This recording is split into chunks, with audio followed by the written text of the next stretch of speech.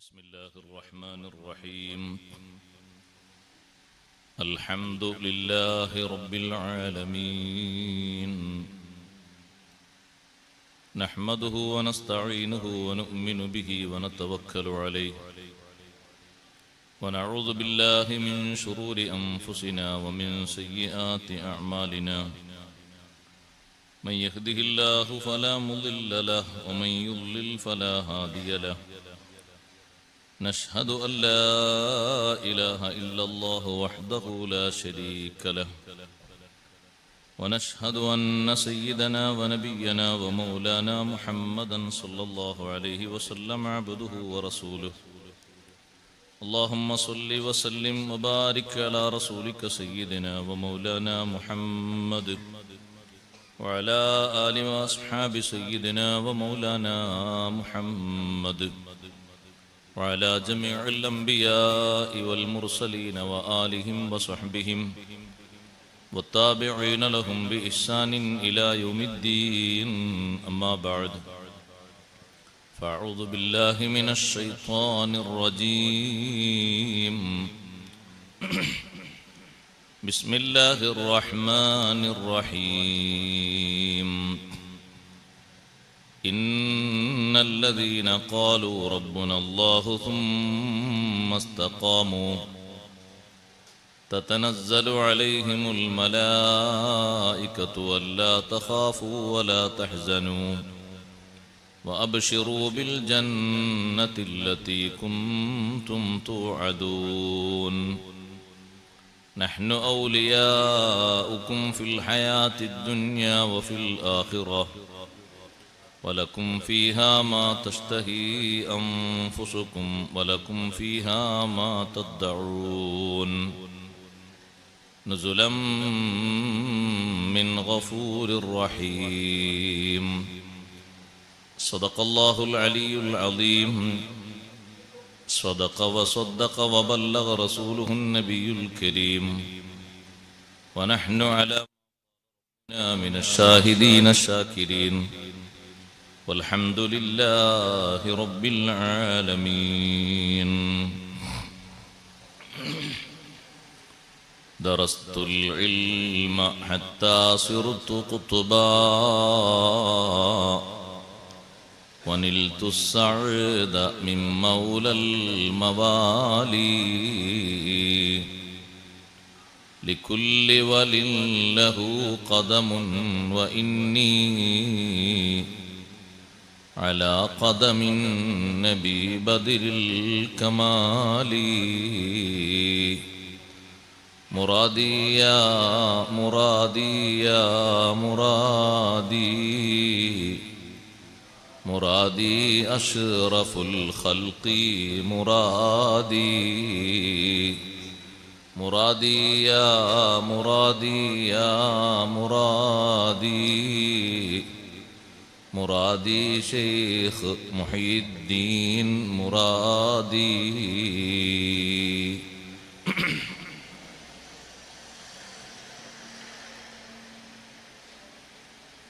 ആദരണീയരായ ഉസ്താദുമാരെ, പണ്ഡിതന്മാരെ, മുതഅല്ലിംകളെ, മാന്യ സഹോദരന്മാരെ,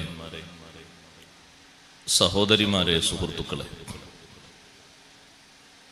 അൽഹംദുലില്ലാഹ്,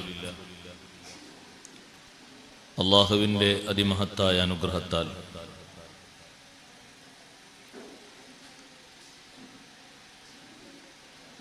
നമ്മുടെ ഈ പ്രദേശത്ത്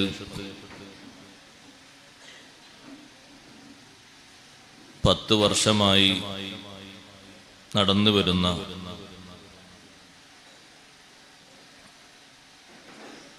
ഈ മജ്ലിസിന്റെ വാർഷിക സംഗമത്തിലാണ് നമ്മൾ ഒരുമിച്ച് കൂടിയിരിക്കുന്നത്.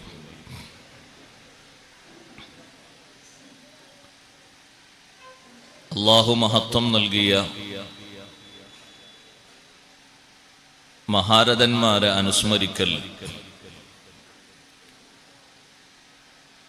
ഓരോ മുസ്ലിമിനും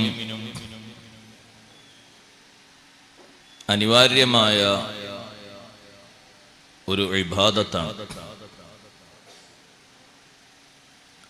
എല്ലാ മഹത്തുക്കൾക്കും പ്രാർത്ഥിക്കുന്ന, എപ്പോഴും എല്ലാ നല്ല ആളുകൾക്കും ക്ഷേമൈശ്വര്യത്തിന് വേണ്ടി അള്ളാഹുവിനോട് പ്രാർത്ഥിക്കുന്ന ശ്രേഷ്ഠമായ ഇബാദത്താണ് നിസ്കാരം. നിസ്കാരത്തിൽ നാം എല്ലാവരും ലോകത്ത് ജീവിച്ചിരിക്കുന്ന മൺമറഞ്ഞുപോയ സർവമഹത്തുക്കൾക്ക് വേണ്ടിയും അള്ളാഹുവിനോട് പ്രാർത്ഥിക്കുന്നു. അസ്സലാമു അലൈനാ വഅലാ ഇബാദില്ലാഹി സ്വാലിഹീൻ. അല്ലാഹുവേ, നീ മഹത്വം നൽകിയ ആളുകൾ അവരാണ് സ്വാലിഹീങ്ങൾ. അതിൽ അംബിയ ഉണ്ട്, മലക്കുകളുണ്ട്, ഔലിയാക്കളുണ്ട്. ആ ഔലിയാക്കൾ തന്നെ വിവിധ തസ്തികയിലുള്ള മഹാരഥന്മാരുണ്ട്. അവരിൽ വലിയ സ്ഥാനം അലങ്കരിക്കുന്നവരാണ്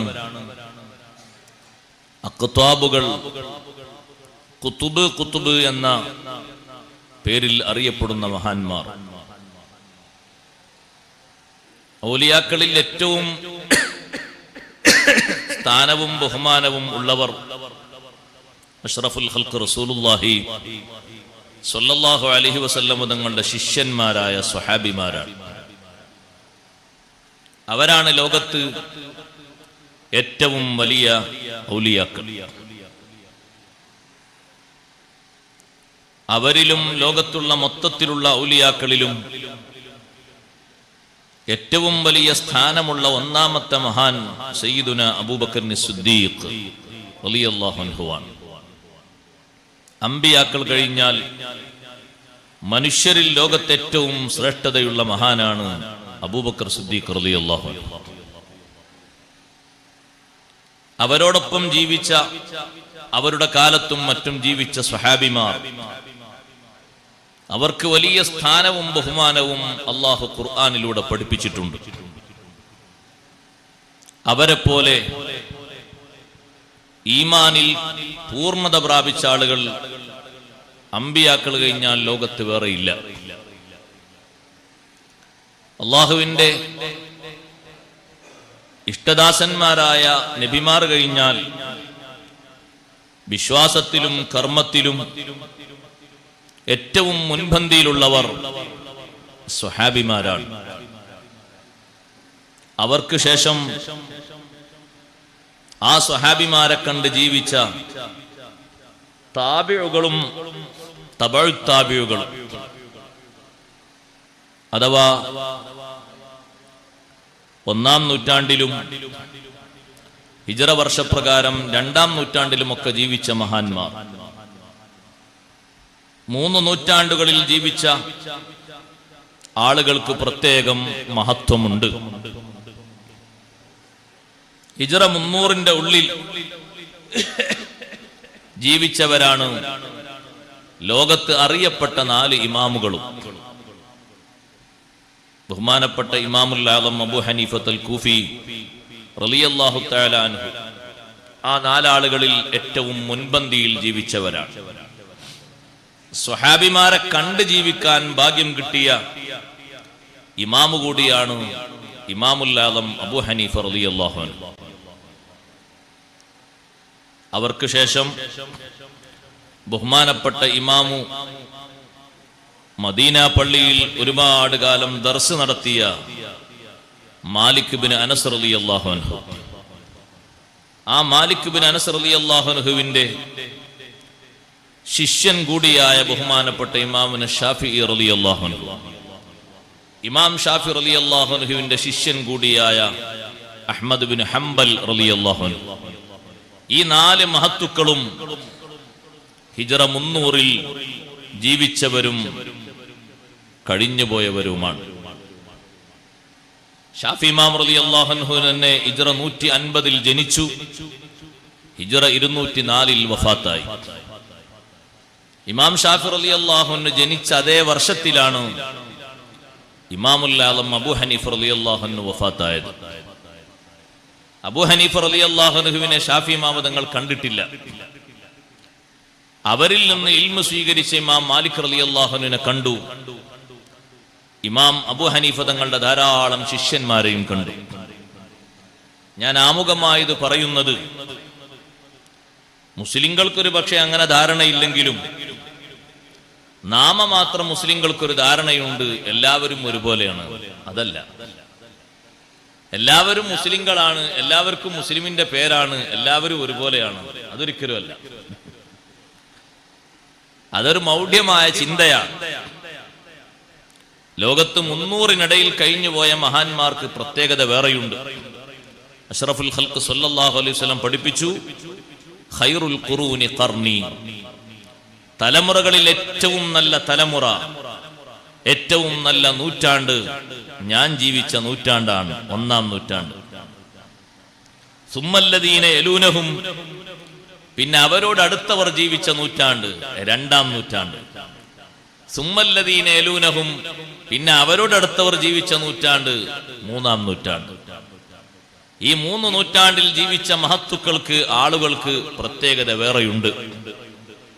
കാരണം അവർ സ്വഹാബിമാരെ കണ്ടവരെയും കണ്ടവരെ കണ്ടവരെയും കണ്ടവരെ കണ്ടവരെ കണ്ടവരെയും ജീവിച്ചവരാണ്. അതിനുശേഷം കഴിഞ്ഞവരൊന്നും അങ്ങനെയല്ല. 4-ാം നൂറ്റാണ്ട് മുതൽ ലോകത്ത് വന്ന ആളുകളൊന്നും അത്ര ഗ്രേഡിലുള്ള മഹാന്മാരല്ല. നാം അനുസ്മരിക്കുന്ന വലിയ പണ്ഡിതനും അള്ളാഹുവിന്റെ ഔലിയാക്കളിൽ അഖ്താബുകളിൽ വലിയ കുതുബുമായ ഗൗസുൽ ആലം ഷെയ്ഖ് അബ്ദുൽ ഖാദിർ ജീലാനി ഖദ്ദസല്ലാഹു സിർറഹുൽ അസീസ് മഹാനവർകൾ ഹിജ്റ 5-ാം നൂറ്റാണ്ടിൽ ജീവിച്ച മഹാനാണ്. ഹിജ്റ 470 ആണ് മഹാനവർകളുടെ ജന്മം. അപ്പൊ 5-ാം നൂറ്റാണ്ടിലാണ് അധിക ജീവിതവും വരുന്നത്. 90 വർഷക്കാലം അല്ലെങ്കിൽ 91 വർഷക്കാലം ജീവിച്ച മഹാനവർകൾ ജീവിതത്തിന്റെ മിക്ക ഭാഗവും 5-ാം നൂറ്റാണ്ടിലാണ്. ആ 5-ാം നൂറ്റാണ്ടിൽ മഹാനവർകൾ ജനിച്ചതു മുതൽ ലോകത്തുള്ള വിവിധ ഭാഗങ്ങളിലുള്ള ആളുകൾക്ക് നന്മയുടെയും തൗഹീദിന്റെയും ഹിദായത്തിന്റെയും വെളിച്ചം പകർന്ന് ജനങ്ങളെ ഉത്ബുദ്ധരാക്കി സന്മാർഗസ്ഥരാക്കി അള്ളാഹുവിന്റെ പ്രീതിയിൽ വഴി നടത്തി. അതിനാദ്യം മഹാനവർകൾ സ്വീകരിച്ച വഴി നമ്മളെല്ലാവരും പഠിക്കേണ്ട വലിയൊരു പാഠമാണ്. മഹാനവർകൾ ആദ്യം സ്വീകരിച്ച വഴി അഷ്റഫുൽ ഖൽഖ് റസൂലുള്ളാഹി സ്വല്ലല്ലാഹു അലൈഹി വസല്ലം തങ്ങൾ ഏറ്റവും ഇഷ്ടപ്പെടുന്ന മാർഗം ഇൽമു പഠിക്കുക എന്നുള്ളതാണ്. കുട്ടിക്കാലം മുതൽക്ക് ഷെയ്ഖ് ജീലാനി റളിയല്ലാഹു അൻഹു പഠനത്തിലാണ്. ചെറിയ വയസ്സിൽ 6-ാമത്തെ വയസ്സിന്റെ അവസാനമാകുമ്പോഴേക്ക് വിശുദ്ധ ഖുർആൻ മുഴുവനും മഹാനവർകൾ കാണാതെ പഠിച്ചിട്ടുണ്ട്. പരിശുദ്ധ ഖുർആൻ മുഴുവനും കാണാതെ പഠിച്ചു എന്നത്, അതും അത്ര നന്ന ചെറുപ്പത്തിൽ പഠിച്ചു എന്നത്, അത് വലിയൊരു ഭാഗ്യം തന്നെയാണ്. അവിടുന്ന് അങ്ങോട്ട് മഹാനവർകൾ പഠനത്തിന്റെ മേഖലയിലാണ്. നീണ്ട 50 വർഷക്കാലമാണ് മഹാനവർകൾ പഠനം നടത്തിയത്. 1-2 വർഷമല്ല, പഠിക്കാത്ത ഒരു വിഷയങ്ങളുമില്ല. ലോകത്ത് നാം ഇന്ന് വിഷയങ്ങളായി പരിഗണിക്കപ്പെടുന്ന ഏതെല്ലാം വിഷയമുണ്ട്? ഗോളശാസ്ത്രം, അതും പഠിച്ചിട്ടുണ്ട്. വൈദ്യശാസ്ത്രമാണോ? അതും പഠിച്ചിട്ടുണ്ട്. ഭൂമിശാസ്ത്രമാണോ? അതും പഠിപ്പിച്ചിട്ടുണ്ട്. മറ്റു ശാസ്ത്രശാഖകൾ മുഴുവനും മഹാനവർകൾ പഠിച്ചു. ആ പഠനം നീണ്ട വർഷക്കാലം വലിയ പണ്ഡിതന്മാരുടെ മുന്നിൽ തപസ്സിരുന്ന് കഠിനാധ്വാനം ചെയ്ത് പഠിച്ചു. ഷെയ്ഖ് ജീലാനി റളിയല്ലാഹു അൻഹുവിനോട് ഒരാൾ ചോദിച്ചു, നിങ്ങളുടെ ജീവിതത്തിന്റെ മാർഗത്തിൽ അടിത്തറ പാകിയ വിഷയം എന്താണെന്ന് ചോദിച്ചപ്പോൾ മഹാനവർകൾ പറഞ്ഞു, എന്റെ ജീവിതത്തിന്റെ തുടക്കത്തിൽ അടിത്തറയായി സ്വീകരിച്ചത് അസ്വിദ്ഖു, സത്യസന്ധതയാണ്. സത്യസന്ധത പുലർത്തുന്ന ആളുകൾക്ക് ഉയരാൻ കഴിയൂ, അള്ളാഹുവിന്റെ അടുക്കൽ സ്വീകാര്യത ലഭിക്കും. അഷ്റഫുൽ ഖൽഖ് മുഹമ്മദുർ റസൂലുള്ളാഹി സ്വല്ലല്ലാഹു അലൈഹി വസല്ലം തങ്ങളുടെ പേരക്കുട്ടിയാണ് ഷെയ്ഖ് ജീലാനി റളിയല്ലാഹു അൻഹു. താവടി അങ്ങനെ നോക്കുമ്പോൾ 10ാമത്തെയും ഒരു വഴിക്ക് നോക്കുമ്പോൾ 11ാമത്തെയും പേരക്കുട്ടിയാണ് മഹാനവർകൾ ഷെയ്ഖ് ജീലാനി റളിയല്ലാഹു അൻഹു. പിതാവിന്റെ വഴിയിലും മാതാവിന്റെ വഴിയിലും 2 പരമ്പരയിലും ചെന്നെത്തുന്ന മഹാനവറുകൾക്ക് വലിയ പ്രത്യേകതയാണ് അല്ലാഹു തആല നൽകിയത്. ചിലരൊക്കെ പിതാവിന്റെ വഴിയിലൂടെ ആയിരിക്കും നബി സല്ലല്ലാഹു അലൈഹി വസല്ലം നിങ്ങളിലേക്ക് ചേരുന്നത്. മറ്റു ചിലർ മാതാവിന്റെ വഴിയിലൂടെ ആയിരിക്കും. 2 വഴിയിലൂടെയും അന്തൽ ഹുസൈനിയ വൽ ഹസനിയ കുന്ത മഅ അബം വ ഉമ്മൻ ശരീഫൈനി ഖദ് ഇജ്തമഅ فكنت شمسا ونورا قد التمعا أنت الوكيل له يا محي الدين. ഷെയ്ഖ് ജീലാനി റളിയല്ലാഹു അൻഹു ഉപ്പ വഴിക്കും ഉമ്മ വഴിക്കും ശ്രേഷ്ഠമായ താവടികൾ സ്വീകരിച്ച് വളരെ സൂക്ഷ്മതയുടെ പര്യായങ്ങളായ മാതാപിതാക്കളിലൂടെ കടന്നു വന്ന മഹാൻ. മാതാപിതാക്കൾ നല്ല മഹത്തുള്ളവരാകണമല്ലോ. മക്കള് മഹത്തുള്ളവരാകണമെങ്കിൽ അങ്ങനെ ഒരു പ്രത്യേകതയുണ്ട്. മാതാപിതാക്കൾ വലിയ ശ്രേഷ്ഠരായ മഹാന്മാരാണ്. അവിടുത്തെ പിതാമഹൻ അബ്ദുല്ലാഹി സൗമഈ റളിയല്ലാഹു അൻഹു എന്നാണ് ജനങ്ങൾ വിളിപ്പേരിട്ടത്. സൗമഈ എന്ന വാക്കിന്റെ അർത്ഥം ഒരു മഠത്തിൽ ഒരു ആരാധനാ സ്ഥലത്ത് ധ്യാന നിരതനായി കൂടുന്ന മഹാൻ എന്നാണ്. സൗമഅത്ത് എന്ന വാക്കിന്റെ അർത്ഥം മഠം എന്നാണ്, ആരാധനാ കേന്ദ്രം. ഒരു സ്ഥലത്ത് തന്നെ അത്യാവശ്യമായുള്ള ഭൗതിക ജീവിതത്തിന്റെ കാര്യങ്ങൾ മാത്രം സ്വീകരിച്ച് ബാക്കി സമയം മുഴുവനും ആരാധനയിലും പഠനത്തിലും പഠിപ്പിക്കുന്നതിലും മാത്രം മുഴുകിയ ഉമ്മയുടെ പിതാവായ അബ്ദുല്ലാഹി സൗമഈ റളിയല്ലാഹു അൻഹു, അവരെ കീഴിലാണ് ഷെയ്ഖ് ജീലാനി റളിയല്ലാഹു അൻഹു ശിക്ഷണത്തിലായി വളരുന്നത്. മഹാനവറുകളുടെ കുട്ടിക്കാലത്ത് തന്നെ ഉപ്പ മരണപ്പെട്ടുപോയി. ഉപ്പയുടെ കൂടെ സംരക്ഷണത്തിൽ കഴിയാൻ കൂടുതൽ കഴിഞ്ഞിട്ടില്ല. പിന്നെ ഉമ്മയുടെ ഉപ്പയായ അബ്ദുല്ലാഹി സൗമഈ റളിയല്ലാഹു അൻഹു, അതും പിതാമഹനാണ്, വല്യുപ്പയാണ്. അവരെ സംരക്ഷണത്തിൽ മഹാനവറുകൾ ജീവിച്ച് വളരുകയാണ്. ആ ഉപ്പയും ഉമ്മയും ഒക്കെ കൊടുക്കുന്ന നിർദ്ദേശങ്ങളിൽ പ്രധാനപ്പെട്ട നിർദ്ദേശം സത്യം മാത്രം പറയണം, സത്യം മാത്രം സ്വീകരിക്കണം, സത്യമായത് മാത്രം ഉൾക്കൊള്ളണം, വേറെ ഒന്നും സ്വീകരിക്കാൻ പാടില്ല. സത്യം മാത്രം പറയണമെന്നും സത്യം മാത്രം സ്വീകരിക്കണമെന്നും സത്യം മാത്രം ഉൾക്കൊള്ളണമെന്നുമുള്ള നിർദ്ദേശം ഷെയ്ഖ് ജീലാനി റളിയല്ലാഹു അൻഹുവിന്റെ ജീവിതത്തിൽ വലിയ മാറ്റമാണ് വരുത്തിയത്. അതുകൊണ്ട് തന്നെ ഓരോ ദിവസവും മഹാനവറുകൾ അഭിമുഖീകരിക്കുന്ന വിഷയങ്ങൾ അതങ്ങനെ തന്നെ ഉമ്മയോട് പോയിട്ട് പറയും.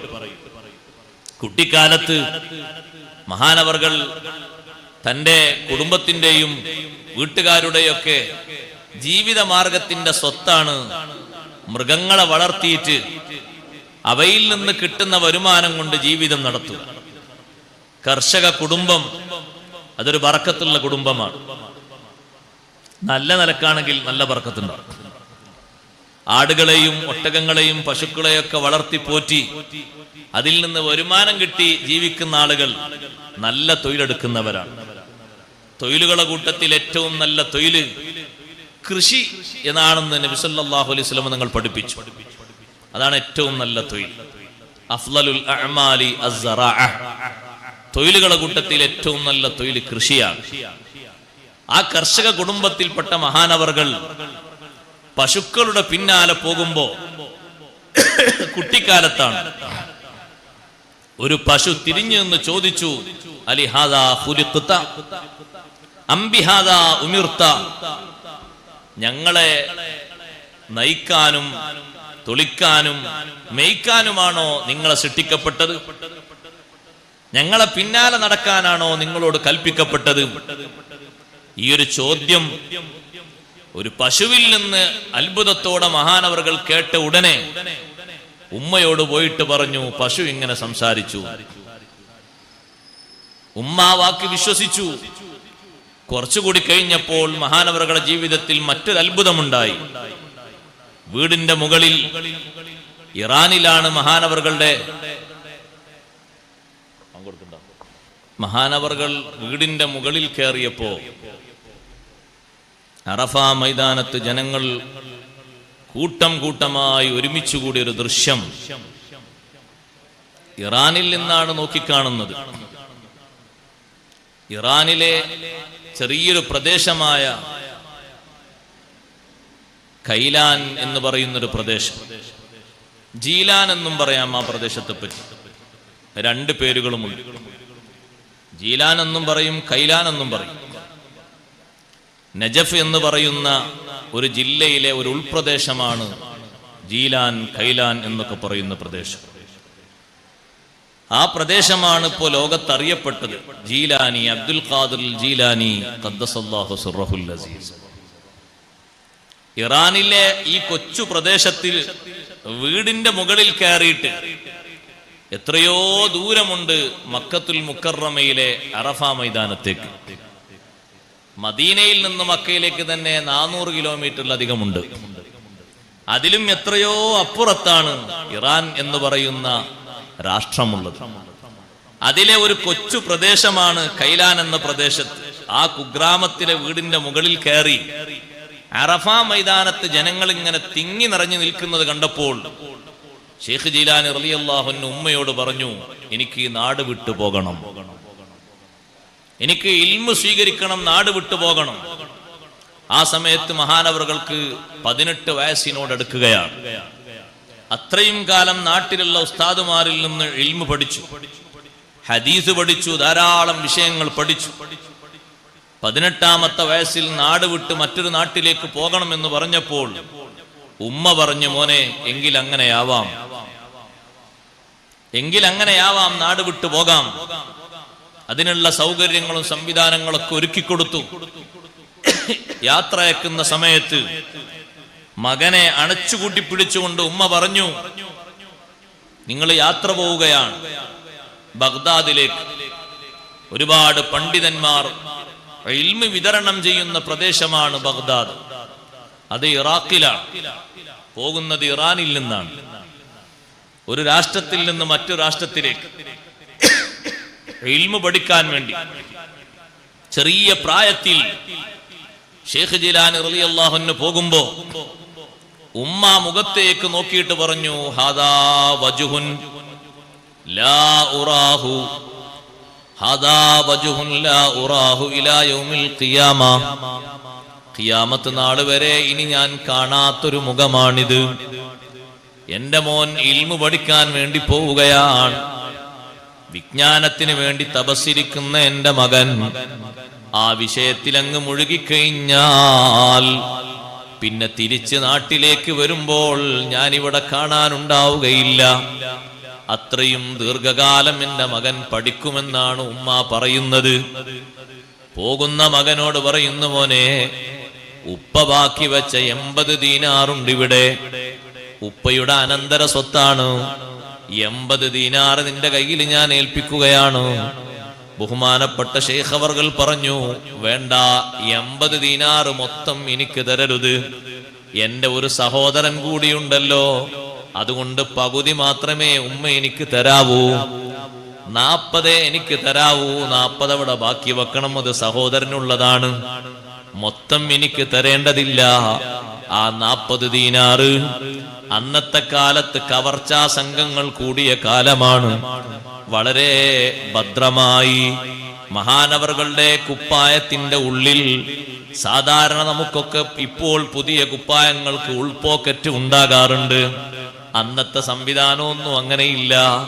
അപ്പോൾ മാറിന്റെ ഭാഗത്തായി, കക്ഷത്തിന്റെ ഭാഗത്തായി, അടിയിലായി കാണാത്ത രൂപത്തിൽ ഒരു ചെറിയ സഞ്ചി പോലോത്തൊരു കവറ് പോലോത്ത ഒന്ന് ഉണ്ടാക്കി തുന്നിപ്പിടിപ്പിച്ച് ഈ 40 ദീനാർ അതിൽ വെച്ചു കൊടുത്തു.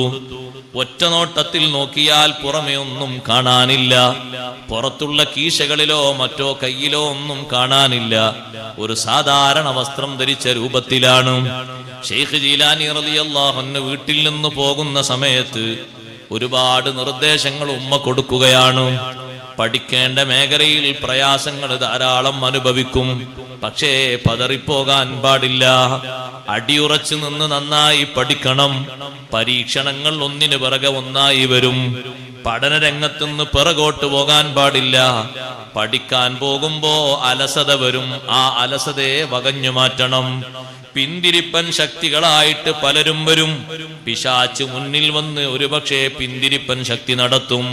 പിശാചിന്റെ ജൽപ്പനങ്ങൾക്ക് വഴിപ്പെടാതെ പഠനത്തിൽ മുന്നോട്ട് നീങ്ങണം. ആരുടെ കൂടെ സഹവസിക്കുമ്പോഴും അവർക്ക് നിന്നിൽ നിന്ന് കാണേണ്ടത് നല്ല മാതൃകകൾ മാത്രമാണ്.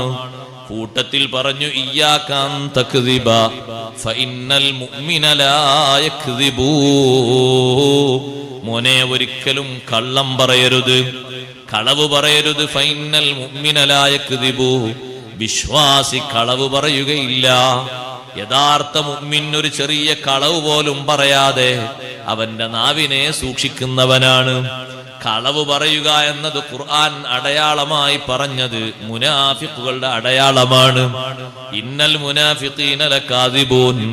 കപട വിശ്വാസികൾ കള്ളം പറയുന്നവരാണ്. മുഅ്മിനീങ്ങൾ ഒരിക്കലും കളവ് പറയൂല. അത് വിശ്വാസത്തോട് ചേരുന്ന കാര്യമല്ല. ഉപ്പമാരും ഉമ്മമാരും കുട്ടികളെ പഠിപ്പിക്കേണ്ടത് വാക്കിലും പ്രവൃത്തിയിലും സത്യമാണ്. എന്തെങ്കിലും നിങ്ങൾ നിങ്ങളെ മക്കൾക്ക് വാഗ്ദാനം ചെയ്തോ, അവരെ മനസ്സിൽ അത് ഓർമ്മയുണ്ടാകും. പിന്നത് ചോദിക്കുമ്പോ നിരാകരിക്കരുത്, അത് കളവാണ്. ഞാൻ അങ്ങനെ പറഞ്ഞിട്ടില്ല എന്ന് പറയരുത്, അത് കളവാണ്. നല്ലോണം പഠിച്ചു ജയിക്കാൻ വേണ്ടി ഓഫർ പറയുന്ന ചില മാതാപിതാക്കളുണ്ട്. കുട്ടി അധ്വാനിച്ച് പഠിച്ച് മാർക്കൊക്കെ വാങ്ങി വീട്ടിൽ വന്നിട്ട് എന്നോട് നിങ്ങൾ പറഞ്ഞൊരു ഓഫർ ഉണ്ട്, എനിക്ക് ഒരു 5000 രൂപയുടെ സൈക്കിൾ വാങ്ങിത്തരും, അല്ലെങ്കിൽ ഒരു 25,000 രൂപയുടെ ചെറിയൊരു ബൈക്ക് വാങ്ങിത്തരും. ഉപ്പ പറയുന്നു, ഞാൻ അങ്ങനെ പറഞ്ഞോ? നിനക്കങ്ങനെ തോന്നിയതായിരിക്കും. നേർക്ക് നേരെ ഇയാള് പറഞ്ഞിട്ടുണ്ട്. ആ പറഞ്ഞതിനെ അയാള് വിമർശിക്കുന്ന സമയത്ത് അത് കളവാണ്. എന്താണോ പറയുന്നത് അത് സാധിച്ചു കൊടുക്കണം. സാധിച്ചു കൊടുക്കുന്ന കാര്യങ്ങൾ മാത്രമേ പറയേണ്ടതുള്ളൂ. ബാപ്പ പറഞ്ഞു മകനോട്, മോനെ, മദ്രസയിൽ നീ 10 വരെ പഠിച്ച് 10ാം ക്ലാസ്സിൽ ഉന്നത മാർക്ക് നേടിയാൽ നിന്നെ ഉംറക്ക് കൊണ്ടുപോകും. ഒരു സത്യമായ വാക്കല്ലേ, ഒരു വാഗ്ദാനമല്ലേ? നല്ലോണം പഠിച്ച് വളർന്ന് വലുതായ കുട്ടി ഉംറയുടെ വിഷയം ചോദിച്ചു. അത് പെരടിയിൽ ഒരു ബാധ്യതയായി തൂങ്ങി നിൽക്കുന്ന ഒരു ഹക്കാണ്. ആ കുട്ടിയെ കാശുണ്ടാക്കി ഉംറക്ക് കൊണ്ടുപോകൽ ബാപ്പയുടെ ബാധ്യതയാണ്. ആ ബാധ്യത വീട്ടിക്കൊള്ളണം. അത് നിർബന്ധമാണ്, സുന്നത്തല്ല, വാഗ്ദാനമാണത്. കഴിയുന്നതേ പറയാവൂ. സംസാരിക്കുന്നതിന്റെ ഇടയില് കള്ളമാണെന്ന് തോന്നുന്ന രീതിയിലുള്ള ഒരൊറ്റ വാക്ക് പോലും മക്കളോട് പറയരുത്, പഠിപ്പിക്കരുത്. കേട്ടിട്ടില്ലേ നിങ്ങളെ ഹദീസിൽ അഷ്റഫുൽ ഖൽഖ് മുഹമ്മദുർ റസൂലുള്ളാഹി സ്വല്ലല്ലാഹു അലൈഹി വസല്ലം തങ്ങളുടെ അരുമ ശിഷ്യനായ അബ്ദുല്ലാഹി ഇബ്നു ആമിർ റളിയല്ലാഹു അൻഹു പറയുന്നു, ഞാൻ എൻ്റെ കുട്ടിക്കാലത്ത് വീടിന്റെ മുന്നിൽ കളിച്ചു കൊണ്ടിരിക്കുകയാണ്. എന്റെ ഉമ്മ വീട്ടിന്റെ മുന്നിൽ വന്ന് എന്നെ വിളിക്കുന്നുണ്ട്. ഉമ്മ വിളിക്കുന്നത് എങ്ങനെയാണെന്നറിയോ? കൈ ഇങ്ങനെ ചുരുട്ടിയിട്ട്, മോനെ ഇതാ വാന്നും പറഞ്ഞ് കൈ ചുരുട്ടിയിട്ടാണ് എന്നെ വിളിക്കുന്നത്. അപ്പോഴാണ് ഞങ്ങളെ മുന്നിലൂടെ പോകുന്നു സയ്യിദുനാ റസൂലുള്ളാഹി സ്വല്ലല്ലാഹു അലൈഹി വസല്ലം തങ്ങൾ ഉമ്മ വിളിക്കുന്ന ഈ രംഗം കാണുകയാണ്. കൈ ഇങ്ങനെ ചുരുട്ടി പിടിച്ച് മോനെ വിളിക്കുന്നു. അപ്പൊ ഈ കയ്യിൽ വല്ലതും ഉണ്ടാകണമല്ലോ. ഉണ്ടെന്ന് കരുതിയിട്ട് ആ കുട്ടി ഓടി വരുമല്ലോ.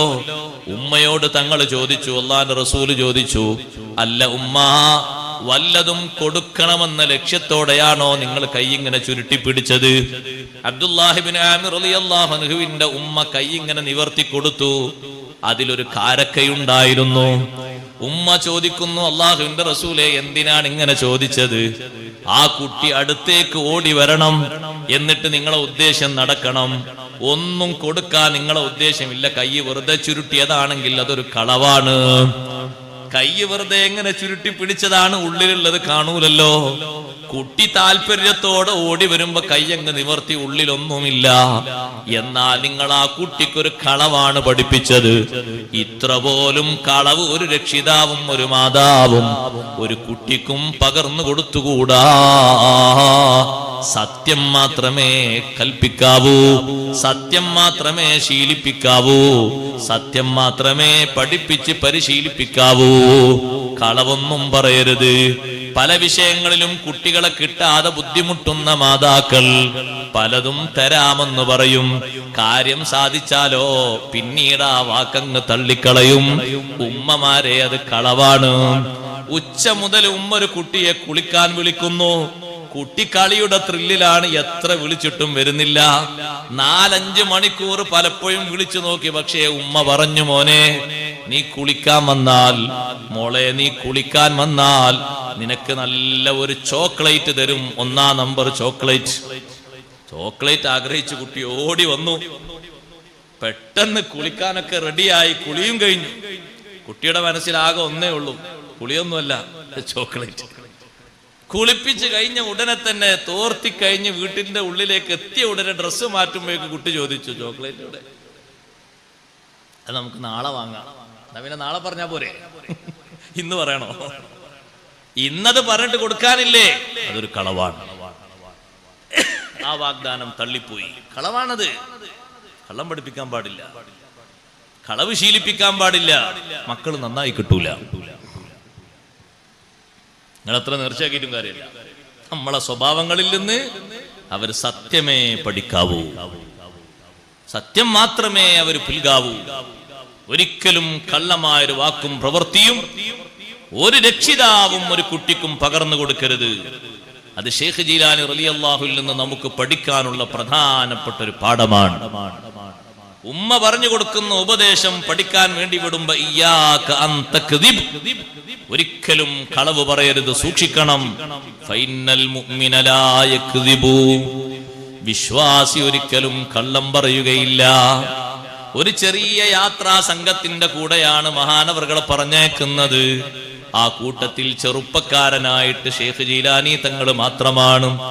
ബഗ്ദാദിലേക്ക് പോകുമ്പോ നിർദ്ദേശങ്ങളൊക്കെ കൊടുത്ത് സലാം പറഞ്ഞ് മകൻ വീട്ടിൽ നിന്നിറങ്ങി യാത്രാ സംഘത്തിന്റെ കൂടെ പോയി. അവര് കച്ചവട സംഘമാണ്. കുറെ ദൂരം യാത്ര ചെയ്ത് വനാന്തരങ്ങൾക്ക് ഉള്ളിലെത്തിയപ്പോൾ 4 ഭാഗത്തുനിന്നും കൊള്ളക്കാരവരെ മുന്നിലേക്ക് ചാടിപ്പോയി. ഓരോരുത്തരെയും പിടിച്ച് ഓരോ ഭാഗത്ത് കൊണ്ടുപോയി നിർത്തി. ശൈഖ് ജീലാനി റളിയല്ലാഹുവിനെ മാത്രം പിടിച്ചില്ല. കാരണം ഒരു ചെറുപ്പക്കാരനാണ്, കയ്യിൽ കാര്യമായിട്ടൊന്നും കാണുന്നില്ല. മറ്റുള്ളവരൊക്കെ കച്ചവടക്കാരാണ്. അവർക്ക് സ്വത്ത് വാങ്ങാനുള്ള പണം കയ്യിലുണ്ടാകും. വസ്തുക്കൾ വാങ്ങിയിട്ട് വിൽപ്പന നടത്തണം. ലാഭം കിട്ടിയിട്ട് ലാഭവിഹിതം വെച്ച് ബാക്കിയുള്ളതിന് വീണ്ടും വസ്തുക്കൾ വാങ്ങണം. അങ്ങനെയല്ലേ കച്ചവടം നടത്താറുള്ളത്. അവരെ കയ്യിലുള്ള കാശ് മുഴുവനും ഓരോരുത്തരും സ്വരൂപിച്ചു. വിലപിടിപ്പുള്ള വസ്തുക്കളൊക്കെ ഓരോരുത്തരും എടുത്തു. ഉപയോഗിക്കാൻ പറ്റിയ രീതിയിലുള്ള വസ്ത്രങ്ങളടക്കം എടുത്തുപോയി. അതാ ഒരാൾ കൊള്ളയടിച്ച് വരുന്നൊരു കൊള്ളക്കാരൻ ശൈഖ് ജീലാനി റളിയല്ലാഹു അൻഹു ഒറ്റക്ക് വെറുതെ നിൽക്കുന്നത് കണ്ടപ്പോ ചോദിച്ചു, നിന്റെ വക്കല് വല്ലതുമുണ്ടോ? മഹാനവറുകൾ ഉടനെ പറഞ്ഞു, മഈ 40 ദീനാർ, എന്നോടൊപ്പം 40 ദീനാറുണ്ട്. 40 ദീനാറുണ്ട് എന്ന് പറഞ്ഞപ്പോ ചോദിച്ചു, അതസ്തഹ്സിഉ ബി, നീ എന്നെ കളിയാക്കാണോ?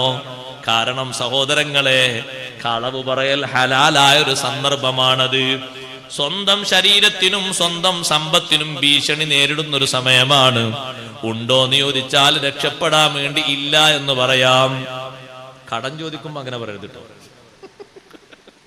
അത് കളവായി മാറും. അതെ, ഓൻ തരൂലാന്ന് കരുതിയിട്ടാ ഞാൻ അങ്ങനെ പറഞ്ഞത്. അത് തുറന്ന് പറഞ്ഞാൽ മതിയല്ലോ. നീ തരുമെങ്കിലും നിനക്ക് ഞാൻ തരും. ഒറ്റക്ക് തരാനാവില്ല, 2 സാക്ഷികളെയും കൂട്ടി. കാരണം വാക്കെപ്പോഴാ മാറുക, എപ്പോഴാ മരിക്കുക എന്ന് പറഞ്ഞൂടാ. പക്ഷെ ഇല്ല എന്ന് പറഞ്ഞാൽ കളവാ. അല്ല, ഒരു 1000 റുപ്യ എടുക്കാണ്ടോ? 1000 റുപ്യ ഉണ്ട്, 2000 ഉണ്ട്, 10000 ഉണ്ട്. ഉണ്ടാവൂല. നേർക്ക് നേരെ കയ്യിൽ വെച്ചിട്ടാണ് ഈ പറയുന്നതെങ്കിൽ ശുദ്ധമായ കളവാണ്. അതല്ല, ആ 1000 അയാളുടേതല്ല. എന്റെ കയ്യിൽ ഒരു 1000 ഉണ്ട്, പക്ഷെ അത് എന്റേതല്ല. സൂക്ഷിക്കാൻ വേണ്ടി ഒരാൾ എനിക്ക് തന്നതാണ്, ഇതിപ്പോ നിനക്ക് തരാൻ പറ്റൂല. അങ്ങനെ പറഞ്ഞാൽ മതി. സ്വന്തത്തിൽ എന്റെ കാശുണ്ട്, പക്ഷെ അത് കൊടുത്താ കിട്ടുമോ എന്നുള്ള നിലയ്ക്ക് ഇല്ല എന്ന് പറഞ്ഞാൽ അത് കളവാ. അത് പറയാൻ പാടില്ല. അത് തുറന്നു പറഞ്ഞേക്കണം. കാശുണ്ട്, നീ ചോദിച്ചതുണ്ട്, തരാനും കഴിയും. പക്ഷെ നീ തിരിച്ചു തരുമോന്നൊരു പേടിയാണ്. തിരിച്ച് നീ പറ്റിക്കാതെ തരികയാണെങ്കിൽ, ഇവിടെ കച്ചവടത്തിന് കൊടുത്തിട്ട് തന്നെ പല ആൾക്കാരും പറ്റിപ്പോയി അല്ലേ? കുറെ ആൾക്കാർ പറ്റിപ്പോയി. മാസം മാസം ഇത്ര ലാഭം കിട്ടുന്ന കണ്ട് കൊണ്ടുപോയിട്ട് ഭാര്യന്റെയും ഉമ്മാന്റെയും ഒക്കെ പൊന്ന് പണ പിന്നെ വിറ്റ് 2 ലക്ഷം 3 ലക്ഷം കൊണ്ടുപോയി വെച്ചു കൊടുത്തു. വെച്ചു കൊടുത്തിട്ട് മാസം ഇങ്ങനെ 5000 10,000 ഇങ്ങനെ കിട്ടിയപ്പോ അവരിങ്ങനെ സന്തോഷിച്ചു. നല്ല കച്ചവടമാണ്, നല്ല ഷെയർ ബിസിനസ്സാണ്, എന്താ ലാഭം, വീട്ടിലിരിക്കുക 10,000 ഇങ്ങനെ വരിക. 2-3 മാസം കഴിഞ്ഞപ്പോ കാശുമില്ല, ആളുമില്ല. ആളെ അന്വേഷിച്ച് നോക്കുമ്പോ ആൾ ആസ്ത്രയിൽ എത്തിയിട്ടുണ്ട്. അപ്പൊ പിന്നെ ഇവരെല്ലാവർക്കും ഇങ്ങനെ കലി ഇളകാൻ തുടങ്ങി. അപ്പോഴാണ് വിഷയങ്ങൾ പലതും പുറത്തിങ്ങനെ വരാൻ തുടങ്ങുന്നത്. അപ്പൊ ലാഭം കിട്ടുന്നുണ്ടപ്പോ കൊണ്ടേ അടച്ചു, ലാഭവും ഇല്ല, ഇപ്പോ കൊണ്ടുപോയതുമില്ല. അല്ലേ? അങ്ങനെ ഒരു പണത്തിന് പണം എന്ന ലാഭം ഇസ്ലാമിക ദൃഷ്ട്യാ അത് ശരിയല്ല. അതുകൊണ്ടായിരിക്കും പലർക്കും അതിൽ തകർച്ച നേരിടുന്നതെന്ന് ഇങ്ങനെ തോന്നുന്നു. ഒരു ഖിറാദ് ലാഭക്കൂറ് കച്ചവടമാണെങ്കിൽ ഇസ്ലാമിക ദൃഷ്ട്യാ അത് ശരിയാണ്.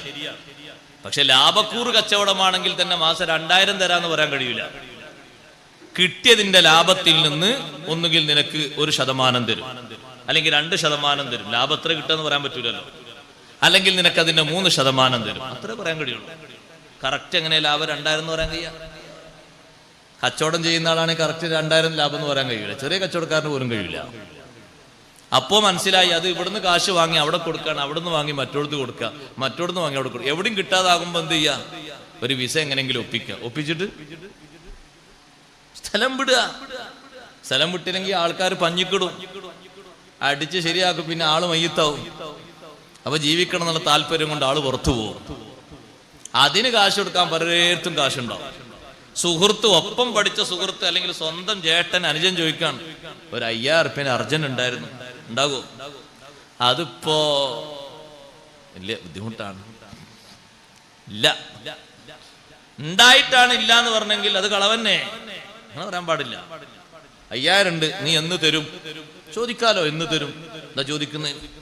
തരും, ഉറപ്പാ 2 ആഴ്ച കൊണ്ട് തരും. എന്നാ നിൽക്കും, ഒരു പണി, ഞാൻ മരിച്ചു പോയാലും ഇത് കുട്ടികൾക്ക് ഈ കാശ് കിട്ടണ്ടേ, ഒരു 2 ആളങ്ങോട്ട് കൂട്ടിക്കോളും. ഒന്ന് മൂത്താപ്പാനി, ഒന്ന് എളാപ്പാനി, ഒരു വിശ്വസ്തരാണ്, ഒരു കേട്ടോട്ടെ, ഞാൻ അതാ ഒരു 5000 റുപ്യ കൊടുക്കുന്നുണ്ട്, നിങ്ങൾ സാക്ഷിയാണ്. സാക്ഷി നിർത്തണം എന്നല്ലേ ഖുർആൻ പറയുന്നത്? സാക്ഷി നിർത്തണം, കടം കൊടുത്ത് എഴുതി വെക്കണം എന്നുള്ള ആയത്താണ് ഖുർആനിലെ ഏറ്റവും വലിയ ആയത്ത്. ഒരു പേജ് ആയത്താണ്, അത്ര വലുപ്പമുള്ള ആയത്ത് അല്ലാഹുവിന്റെ ഖുർആനിൽ വേറല്ല. ആയത്തുദ്ദൈൻ, കടത്തെ പറ്റി പഠിപ്പിക്കുന്ന സൂറത്തുൽ ബഖറയിലെ ആയത്താണ് ഏറ്റവും ദീർഘിച്ച ആയത്ത്. അത് നമ്മളോട് പറഞ്ഞതാ, സാക്ഷികളെ നിർത്തണം, ആണുങ്ങളില്ലെങ്കിൽ പെണ്ണുങ്ങളെ സാക്ഷി നിർത്തണം, എന്നിട്ടത് എഴുതി വെക്കണം. ഇതൊക്കെ മടിച്ചിട്ട് നമ്മൾ ഒറ്റ വാക്കിൽ പറയും ഇല്ല, ശുദ്ധമായ നുണ. അത് ശീലിക്കരുത്. അതുകൊണ്ട് നമ്മളെ സമ്പത്തിൽ ബർക്കത്ത് കുറയും, ബർക്കത്ത് ഉണ്ടാവില്ല. നേര് പറയണം, തുറന്നു പറയണം. ഇവിടെ കളവ് പറയൽ ഹലാലാണ്, ശരീരത്തിനും സമ്പത്തിനും പരിക്ക് പറ്റുന്ന അവസ്ഥ. അപ്പൊ പോകുമ്പോ ഈ കുട്ടിയല്ലേ, കൂട്ടത്തിൽ വന്നൊരു ചെറുപ്പക്കാരനല്ലേ, ആ കുട്ടിയോട് ചോദിച്ചു വല്ലതുണ്ടോ? ആ ഉണ്ട്, 40 ദീനാർ ഉണ്ട്. ഇതെല്ലാവരും ഇല്ലാതെ പറയുന്ന സമയത്ത് ഒരാളുണ്ട്, ഒരാൾ മാത്രം ഉണ്ട് എന്നും 40 ദീനാർ ഉണ്ട് എന്നും പറഞ്ഞു. അപ്പൊ അദ്ദേഹം ചോദിച്ചു, കൊള്ളക്കാരൻ ചോദിച്ചു, പരിഹസിക്കാണോ? അല്ലല്ല, പരിഹസിക്കല്ല, ഉണ്ട്, എന്റെ കയ്യിലുണ്ട്. അയാൾ അങ്ങനെ പോയി. രണ്ടാമതൊരാൾ വന്നപ്പോ ചോദിച്ചു, ഇങ്ങനെ കൊള്ള അടിച്ചു പോകുന്ന ഒരാള്, നിന്റെ കയ്യിൽ വല്ലതുണ്ടോ? പറഞ്ഞു, എന്റെ കയ്യിൽ 40 ദീനാർ ഉണ്ട്. അപ്പൊ അദ്ദേഹം ചോദിച്ചു, എവിടെ?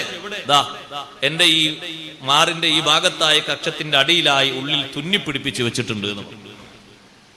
അങ്ങനെ രണ്ടാമത്തെ ആളും പോയി. ഇവർ രണ്ടുപേരും പരസ്പരം ഈ കുട്ടിയെ പറ്റി, അല്ല ഒരു കുട്ടി അങ്ങനെ പറഞ്ഞു. അപ്പൊ മറ്റേ ആൾ പറഞ്ഞു, ആ കുട്ടി എന്നോടും പറഞ്ഞു, ആ ചെറുപ്പക്കാരൻ എന്നോടും പറഞ്ഞു അതേ വാക്ക്. നേതാവിന്റെ അടുത്ത് പോയിട്ട് ഇവര് പറഞ്ഞു, ഇവിടെ ഒരു ചെറുപ്പക്കാരനായ ഒരു കുട്ടിയുണ്ട്, ആ കുട്ടിന്റെ അടുത്ത് 40 ദീനാറുണ്ട്, ആ കുട്ടീനെ അങ്ങോട്ട് കൊണ്ടുവരൂ. അപ്പൊ കൊള്ളത്തലവൻ, നല്ല തടിച്ച് കൊഴുത്തിരിക്കുന്ന ഒരു മനുഷ്യനാണ്, കണ്ടാൽ തന്നെ ഒരു തലവനാണ്. കാരണം ശരീരത്തിന്റെ ആ പവറും ആ രൂപവും മുടിയൊക്കെ കൂടി കണ്ടാൽ സുബ്ഹാനല്ലാഹ് ഒരു ഭീകര ജീവിയാണ്. കാരണം മുടി അങ്ങനെ വെട്ടിയാൽ ആൾക്കാർക്ക് അത്ര പേടി ഉണ്ടാവില്ല, വെട്ടാതിരുന്നാ പേടിയാണ്. ഏത് കൂട്ടത്തിൽ പെട്ടാൻ തിരിയില്ല. ആ രൂപത്തിലിരിക്കുന്ന ഈ മനുഷ്യനോട് ശൈഖ് ജീലാനി റളിയല്ലാഹു അൻഹുവിനോട് ചോദിക്കുന്നു, അല്ല നിന്റെ വക്കൽ വല്ലതും ഉണ്ടോ? ഉണ്ട്. എത്രയാണുള്ളത്? 40 ദീനാറുണ്ട്. 40 ദീനാർ കൃത്യമായി വെച്ച സ്ഥലം കാണിച്ചു കൊടുക്കുകയും അതെണ്ണി നോക്കുമ്പോ 40 ദീനാറുമുണ്ട്. ചോദിച്ചു, അല്ല മോനെ, ഈ കാണുന്ന കച്ചവടക്കാര് മുഴുവനും രക്ഷപ്പെടാൻ വേണ്ടി പലതും അവര് രഹസ്യമാക്കി വെച്ചു. ചിലരോടൊക്കെ ചോദിച്ചപ്പോ കുടുംബത്തിന്റെ യാതനകളും വേദനകളും പറഞ്ഞ് പലരും ഇല്ല ഇല്ല എന്ന് പറഞ്ഞു. ഓരോരുത്തരുടേതും സ്വകാര്യ സ്ഥലങ്ങളിൽ നിന്ന് വരെ കൊള്ളക്കാര് കൊള്ളയടിച്ചിതാ നിരത്തി വെച്ചിരിക്കുന്നു.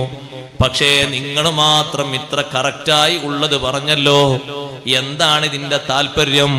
കുട്ടി പറഞ്ഞു, ഒന്നുമല്ല, എന്റെ വീട്ടിൽ നിന്ന് ഞാൻ പടിയിറങ്ങുന്ന സമയത്ത് എന്റെ ഉമ്മയുടെ നിർദ്ദേശമാണ്, ഒരിക്കലും കള്ളം പറഞ്ഞുകൂടാ, സത്യം മാത്രമേ പറയാവൂ, സത്യം മാത്രമേ പറയാവൂ എന്ന് എന്റെ ഉമ്മ എന്നോട് പറഞ്ഞു. കൊള്ളത്തലവൻ ആ കുട്ടിയുടെ കൈ പിടിക്കുന്നു. ഷെയ്ഖ് ജീലാനി റളിയല്ലാഹു അൻഹുവിന്റെ കൈ.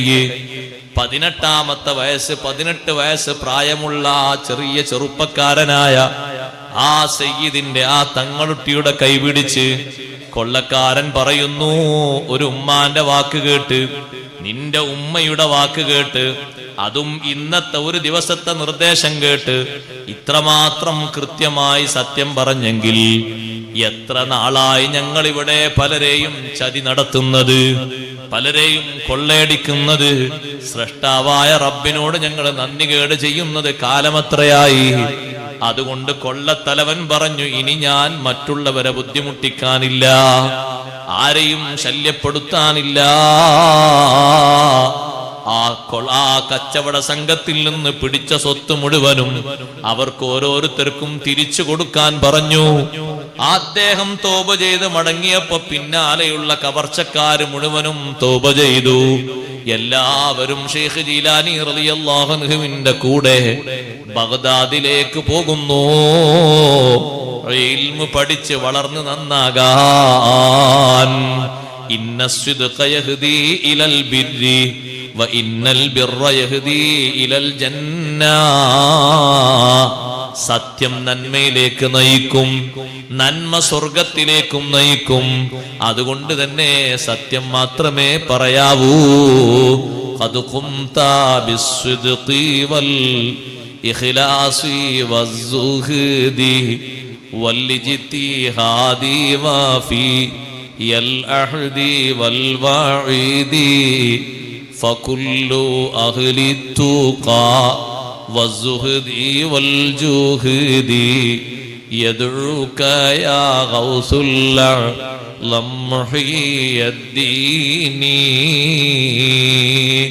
ഷെയ്ഖ് ജീലാനി റളിയല്ലാഹു അൻഹുവിന്റെ നിലപാട് സത്യത്തിലായി ഉറച്ചു നിന്ന നിലപാട് കൊണ്ട് 18ാമത്തെ വയസ്സിൽ തന്നെ മഹാകൊള്ളക്കാരെ നല്ല മാർഗത്തിലേക്ക് നയിക്കാനും ഇൽമു പഠിക്കാൻ വേണ്ടി മഹാനവറുകളെ കൂടെ എല്ലാവരും ബഗ്ദാദിലേക്ക് പോയി.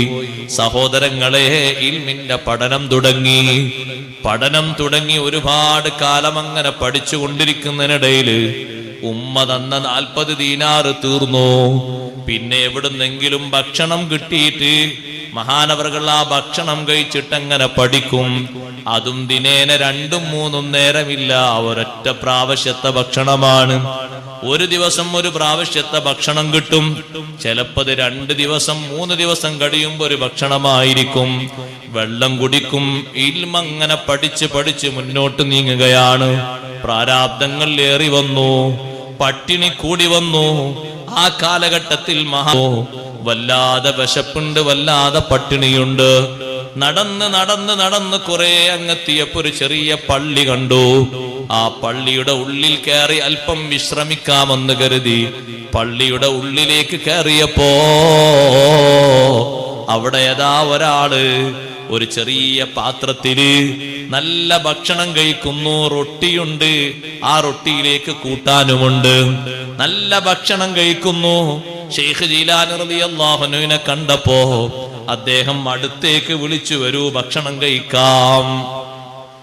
ഷെയ്ഖ് ജീലാനി റളിയല്ലാഹു അൻഹുവിന് ഒരു നിശ്ചയമുണ്ട്, ഹലാലാണ് 100% ഉറപ്പുള്ളതേ കഴിക്കും, വേറൊന്നും കഴിക്കില്ല. അത് അത്രയും ഉറപ്പാകണം. അതുകൊണ്ട് തന്നെ ചില സന്ദർഭങ്ങളിലൊക്കെ മഹാനവറുകൾ വേസ്റ്റ് കൊട്ടയിൽ നിന്നും മറ്റുമൊക്കെ ഭക്ഷണം കഴിക്കാറുണ്ട്. അത് ഹലാലാന്ന് ഉറപ്പാണ്, ആർക്കും വേണ്ട, തള്ളിയതല്ലേ. പുറത്തേക്ക് തള്ളിയ വേസ്റ്റ് കൊട്ട ഹോട്ടലിന്റെ ഭാഗത്തും മറ്റൊക്കെ കൂട്ടം കൂടിയിരിക്കുന്നതിൽ നിന്ന് അതിൽ നിന്ന് കുറച്ച് വസ്തുക്കളെ കണ്ടാൽ അതങ്ങനെ ഭക്ഷണം കഴിക്കും. കാരണം ആർക്കും വേണ്ടാതെ ഉപയോഗിച്ച് തള്ളിയതാണ്.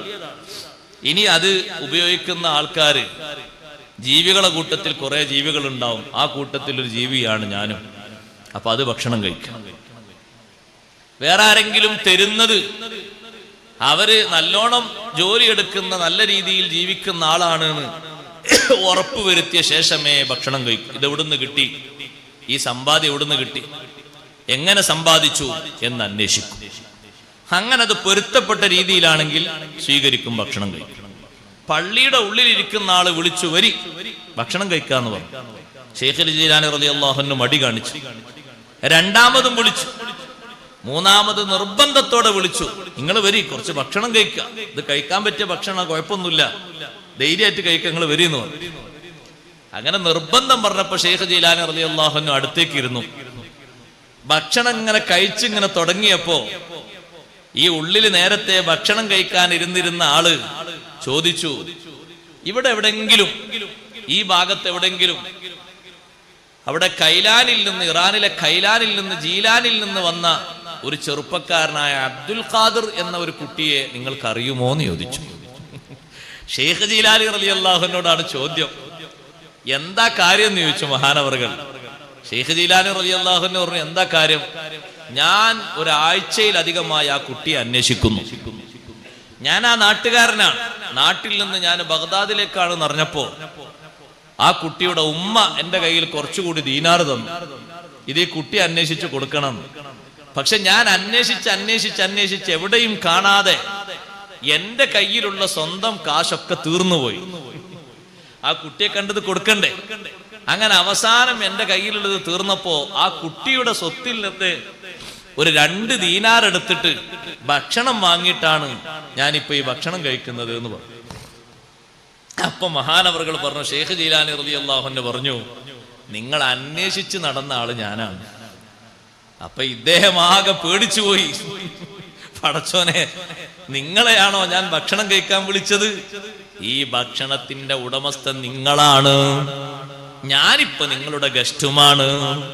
നേരത്തെ അതിഥി എന്നുള്ള നിലക്കാണ് നിങ്ങളെ ഞാൻ വിളിച്ചത്, ഇപ്പൊ ഞാനാണ് അതിഥി, നിങ്ങൾ ആതിഥേയനാണ്. ധൈര്യമായി നിങ്ങൾ ഭക്ഷണം കഴിച്ചോളൂ. നിങ്ങളെ ഉമ്മ നിങ്ങൾക്ക് തരാൻ എന്റെ കയ്യിൽ ഏൽപ്പിച്ച സ്വത്തിൽ നിന്ന് 2 ദീനാർ ഞാൻ എടുത്തിട്ടാണ് ഈ ഭക്ഷണം വാങ്ങിയത്. ഷെയ്ഖ് ജീലാനി റളിയല്ലാഹു അൻഹു പറഞ്ഞു, പേടിക്കേണ്ടതില്ല, വിഷമിക്കേണ്ടതില്ല, നിങ്ങൾ സന്തോഷത്തോടെ ഭക്ഷണം കഴിക്കൂ. ഉമ്മയെ ഏൽപ്പിച്ച ബാക്കി ദീനാറിൽ നിന്ന് കുറച്ചുകൂടി ബാക്കിയുണ്ട്, ഒരു 10 11 ദീനാർ ബാക്കിയുണ്ട്. അത് മഹാനവറുകളെ കയ്യിലേക്ക് കൊടുത്തു. ഷെയ്ഖ് ജീലാനി റളിയല്ലാഹു അൻഹു അദ്ദേഹം ഭക്ഷണം കഴിച്ച് പിരിഞ്ഞു പോകുമ്പോ ഉമ്മ കൊടുത്തതിൽ നിന്നൊരു 2-3 ദീനാറും കൂടി കൈക്കൽ കൊടുത്തു. നിങ്ങൾ പോകല്ലേ, നിങ്ങളെ യാത്രാ ചെലവിന് വല്ലതും വേണ്ടേ? 3 ദീനാർ പിന്നെയും കൈയിൽ കൊടുത്ത് പൊയ്ക്കോളൂ എന്ന് പറഞ്ഞു. ബാക്കിയുള്ള ദീനാറ് സഹോദരങ്ങളെ, അത് വേഗം പോയി സുഭിക്ഷമായ ഭക്ഷണം കഴിക്കാൻ ഭക്ഷണം വാങ്ങിയില്ല. ആ നാട്ടിൽ തന്നെ പട്ടിണി കിടക്കുന്ന ഒരുപാട് പാവങ്ങളുണ്ട്. അത് മുതഅല്ലിമീങ്ങളിലുമുണ്ട്, ആലിമീങ്ങളിലുമുണ്ട്. അവർക്ക് ഓരോരുത്തർക്കുമായി 2 ദീനാറും 1 ദീനാറും വിഹിതം വെച്ച് കൊടുത്തു. വൈകുന്നേരമാകുമ്പോഴേക്കതും തീർന്നുപോയി.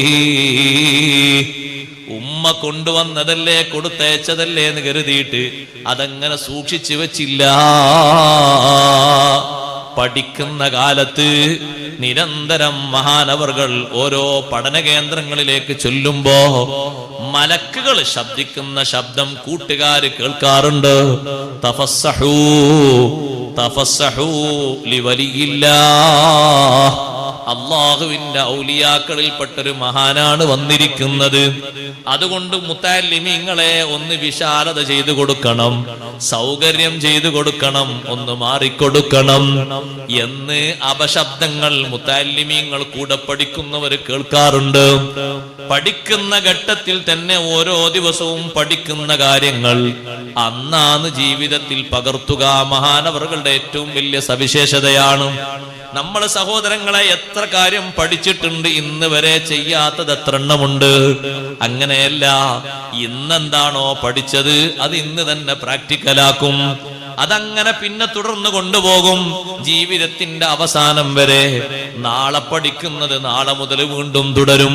ഓരോ ദിവസവും പഠിക്കുന്നത് ജീവിതത്തിൽ അങ്ങനെ പ്രാവർത്തികമാക്കി മുന്നോട്ട് പോയിക്കൊണ്ടിരിക്കുന്ന ശൈഖ് ജീലാനി റളിയല്ലാഹു അൻഹു സുബ്ഹാനല്ലാഹ് പഠനത്തിന്റെ അവസാനത്തിൽ ഒരുപാട് ഉസ്താദുമാരിൽ നിന്ന് ഫിഖ്ഹും ഹദീസും ഉസൂലും തസവ്വുഫും സ്വീകരിച്ച് അവസാനം ഉസ്താദുമാര് പറഞ്ഞു, ശൈഖ് ഹമ്മാദുദ് ദബ്ബാസ് റളിയല്ലാഹു അൻഹു എന്നൊരു പണ്ഡിതനുണ്ട്. അദ്ദേഹം വലിയ ആത്മജ്ഞാനിയാണ്. ആ പണ്ഡിതന്റെ അടുത്ത് പോയിട്ട് നിങ്ങളൊന്ന് ഇൽമു പഠിക്കണം. ഹമ്മാദുദ് ദബ്ബാസ് റളിയല്ലാഹു അൻഹുവിന്റെ അടുത്ത് പോയി ഇൽമു പഠിക്കാനായി ശൈഖ് ജീലാനി റളിയല്ലാഹു അൻഹു ചെന്നപ്പോൾ ഹമ്മാദ് റളിയല്ലാഹു അൻഹു ചോദിച്ചു, നിങ്ങൾ എന്തൊക്കെ പഠിച്ചു? ഞാൻ ഖുർആൻ ഹിഫ്ളാക്കിയിട്ടുണ്ട്, ഭാഷാ പഠനം നടത്തിയിട്ടുണ്ട്. 1 കൊല്ലവും 2 കൊല്ലവുമല്ല, ധാരാളം വർഷമിരുന്ന് ഭാഷാ പഠനം നടത്തിയിട്ടുണ്ട്. അത്രയും സ്ഫുടമായ രീതിയിൽ അറബി ഭാഷയും മറ്റു ഭാഷകളും പഠിച്ചിട്ടുണ്ട്. പിന്നെയോ ഫിഖ്ഹ് പഠിച്ചു, ഹദീസ് പഠിച്ചു. നിങ്ങൾക്കതൊക്കെ പോരെ? പിന്നെന്തിനാ നിങ്ങൾ ഇങ്ങോട്ട് വന്നത്? അല്ല, ഉസ്താദിൽ നിന്ന് എനിക്ക് കുറെ കാര്യങ്ങൾ പഠിക്കാനുണ്ട്. എന്റെ ഉസ്താദുമാര് നിർദ്ദേശിച്ചത് കൊണ്ടാണ് ഞാൻ വന്നത്. 50 കൊല്ലം പഠിക്കാൻ പോയിട്ട് 5 കൊല്ലം പഠിക്കാൻ നാളെ കിട്ടുമോ? പഠിച്ചിട്ടാണ് കുത്തുബായത് എന്നാ മഹാനവറുകൾ പറഞ്ഞത്.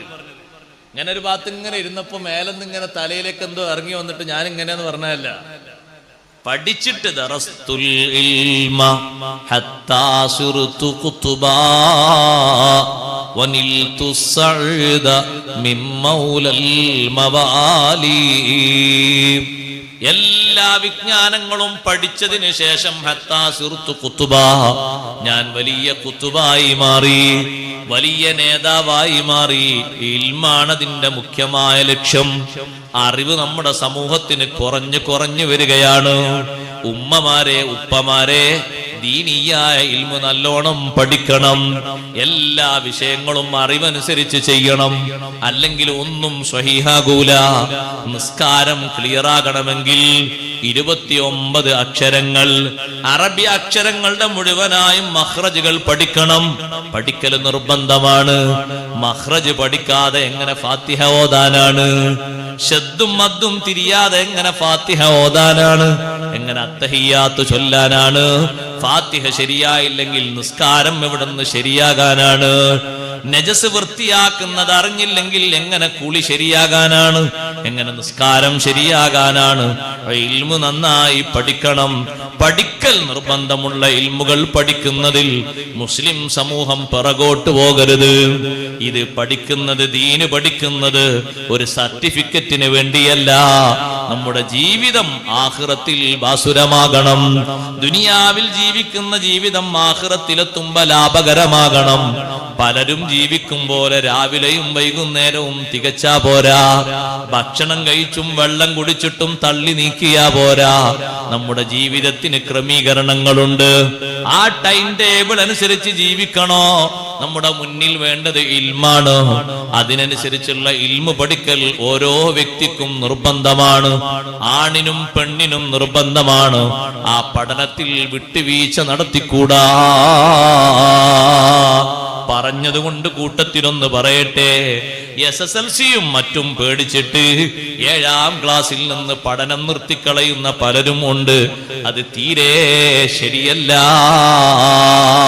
കുട്ടികൾക്ക് ബുദ്ധി വൈഭവം വെക്കുന്നൊരു പ്രായം അതിന് ശേഷമാണ്. അപ്പോൾ പഠിക്കാൻ അവർക്ക് ധാരാളമുണ്ട്. വൈവാഹിക ജീവിതത്തിന്റെ കൃത്യമായ മസലകളൊക്കെ പഠിക്കുന്ന 9, 10 ഒരു കുട്ടിക്കും അറിയാതെ പോകുന്നു. എങ്ങനെ ജീവിക്കണം, എങ്ങനെ കുടുംബജീവിതം നയിക്കണം, എങ്ങനെ കച്ചവടം ചെയ്യണം, ഇതൊക്കെ ഇസ്ലാം പഠിപ്പിക്കുന്നുണ്ട്. പക്ഷെ പഠിക്കാൻ ഒരുക്കം വേണ്ടേ? അഥവാ 9ാം ക്ലാസ്സിലും 10ാം ക്ലാസ്സിലും വന്നാൽ 7:15 വരും. 7:35 ആവുമ്പോ പറയും 40-നാണ് ബസ്. പിന്നെ എന്ത് പഠിക്കാനാ? ബിസ്മി ഹംദും പറയുമ്പോ 40 ആയില്ലേ? അപ്പൊ നമ്മളും എഴുതി വിടും. കുട്ടി പറയും പോലെ നിങ്ങൾ അനുസരിച്ചുകൊണ്ട് കുട്ടിയെ വിട്ടേക്കുക. എന്റെ മകൻ അത്രക്ക് ദുന്യാവും ആഖിറും മതി. എന്നാ പിന്നെ മതി. പിന്നെ ആർക്കും അവിടെ വേണ്ടത്? പോകാനായോ മോനെ? പോയിക്കോ. ഇനി വരാനാകുമ്പോ വന്നോ. ഇവിടെ പട്ടികയിൽ ഒന്നും എഴുതും, നീ വന്നിട്ടുണ്ട്, നീ പോയിട്ടുണ്ട്. അത്രേ ഉള്ളൂ. ഹാജറിന് ആ കുട്ടിക്ക് ഫസ്റ്റാ, കാരണം എന്നും വന്നിട്ടുണ്ട്, എന്നും പോയിട്ടുണ്ട്, മാർക്ക് ചോദിക്കാൻ പാടില്ല. അങ്ങനെ ആയാലും എന്ത് കിട്ടാനാ? നമ്മളെ കൊണ്ടല്ലേ നഷ്ടപ്പെടുന്നത്. അതുകൊണ്ട് തീരാ നഷ്ടമാണ്. അനുഭവങ്ങൾ ധാരാളല്ലേ, ഞാൻ അതിലേക്കൊന്നും കിടക്കുന്നില്ല. ദീനിയായാലും നല്ലോണം പഠിക്കണം.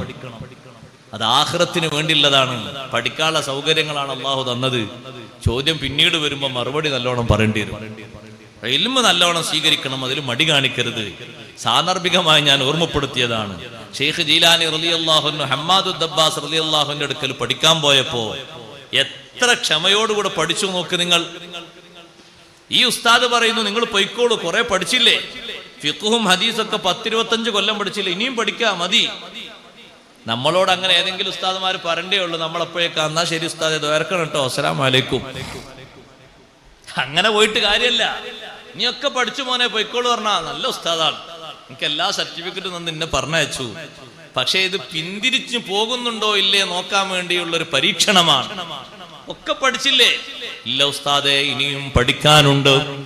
നിങ്ങളിൽ നിന്നൊരുപാട് അറിവുകൾ എനിക്ക് കിട്ടാനുണ്ട്, അതിനാ ഞാൻ വന്നിരിക്കുന്നത്. ചിലപ്പോഴൊക്കെ ഷെയ്ഖ് ജീലാനി റളിയല്ലാഹു അൻഹു വരുമ്പോ ഹമ്മാദു ദബ്ബാസ് റളിയല്ലാഹു അൻഹു പറയും, ഇവിടെ ഒരുപാട് പഴവർഗ്ഗങ്ങൾ വന്നിരുന്നു, ഒരുപാട് പലഹാരങ്ങൾ വന്നിരുന്നു, വ്യത്യസ്ത രീതിയിലുള്ള മാംസങ്ങളും മത്സ്യങ്ങളും ആളുകൾ കൊണ്ടുവന്നിരുന്നു, പൊരിച്ചതുകൊണ്ട് കരിച്ചതുകൊണ്ട്. അതൊക്കെ കുട്ടികൾ മുത്തല്ലിമീങ്ങൾ ഭക്ഷിച്ചു. ഷെയ്ഖ് ജീലാനി റളിയല്ലാഹുവിന്റെ മുഖത്ത് മാറ്റമില്ല. കാരണം ഇവിടെ വന്നത് ഭക്ഷണത്തിന്റെ രുചി അറിയാനല്ല, ഒരുപാട് പലഹാരങ്ങൾ വ്യത്യസ്ത രീതിയിൽ കഴിച്ചിട്ട് അതിന്റെ രുചിയും മറ്റും ടേസ്റ്റ് നോക്കി കൂടാനല്ല, ഇൽമ് പഠിക്കാനാണ് പ്രധാനമായും വന്നത്. അതുകൊണ്ട് അതൊന്നും പറഞ്ഞിട്ട് മുഖത്തൊരു മാറ്റവുമില്ല. ഉസ്താദ് പറഞ്ഞതുപോലെ ദർസിലെ ശിഷ്യന്മാരും മഹാനവറുകളോട് പറയാൻ തുടങ്ങി, നിങ്ങളൊക്കെ പഠിച്ചില്ലേ, പിന്നെന്തിനാ അങ്ങനെ വന്നത്?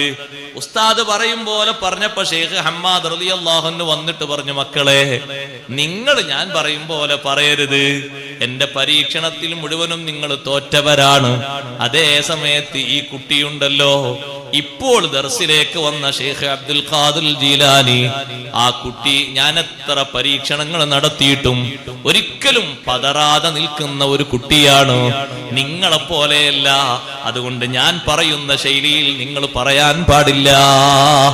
50 കൊല്ലം ദർസ് നടത്തി,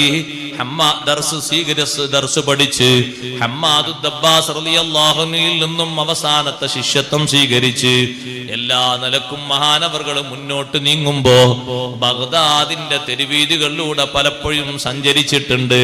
അങ്ങനെ നടന്നു നോക്കുമ്പോ ജനങ്ങളുടെ വിശ്വാസവും ജനങ്ങളുടെ കർമ്മവും എല്ലാം അബദ്ധത്തിലാണ്. വിശ്വാസരംഗത്ത് ആളുകൾ മലിനമായ രൂപത്തിലാണ്. പുറത്ത് ഇങ്ങനെ പേരുണ്ട്, പക്ഷേ ഉള്ളിൽ ഈമാൻ ഇല്ല. ഈമാൻ എന്താണെന്ന് പലർക്കും അറിയില്ല. നിസ്കരിക്കേണ്ടതും നോമ്പ് നോക്കേണ്ടതും ഒരു കർമ്മങ്ങളും ശരിയായ രൂപത്തിൽ അറിയില്ല. ഇതൊക്കെ പറഞ്ഞു പഠിപ്പിക്കണം, ജനങ്ങളെ ഉത്ബോധനം നടത്തണം. സുബ്ഹാനല്ലാഹ്, അതിനെനിക്ക് കഴിയുമോ, എനിക്കതിന് സാധിക്കുമോ എന്ന ആശങ്കയിൽ മഹാനവറുകൾ മുന്നോട്ട് നീങ്ങുമ്പോ ബഗ്ദാദിലെ വലിയൊരു പള്ളിയാണ് ശൗനീസിയ പള്ളി. അന്നും ഇന്നും ആ പള്ളി വലിയ പള്ളിയാണ്. ആ പള്ളിയുടെ മുറ്റത്തുകൂടെ ആശങ്കയോടെ നടക്കുമ്പോ നേരെ മുമ്പിൽ വരുന്നു സയ്യിദുനാ റസൂലുള്ളാഹി സ്വല്ലല്ലാഹു അലൈഹി വസല്ലം. തങ്ങൾ സ്വപ്നത്തിലല്ല, ഉണർവിൽ തന്നെ മുന്നിൽ വരുന്നു. അങ്ങനെ ഉണർവിൽ തങ്ങൾ വന്നത് ധാരാളം അനുഭവങ്ങൾ വേറെയുമുണ്ട്. സ്വഹാബിമാർക്കുണ്ട്, താബിഈങ്ങൾക്കുണ്ട്, പലർക്കും ഉണ്ട്.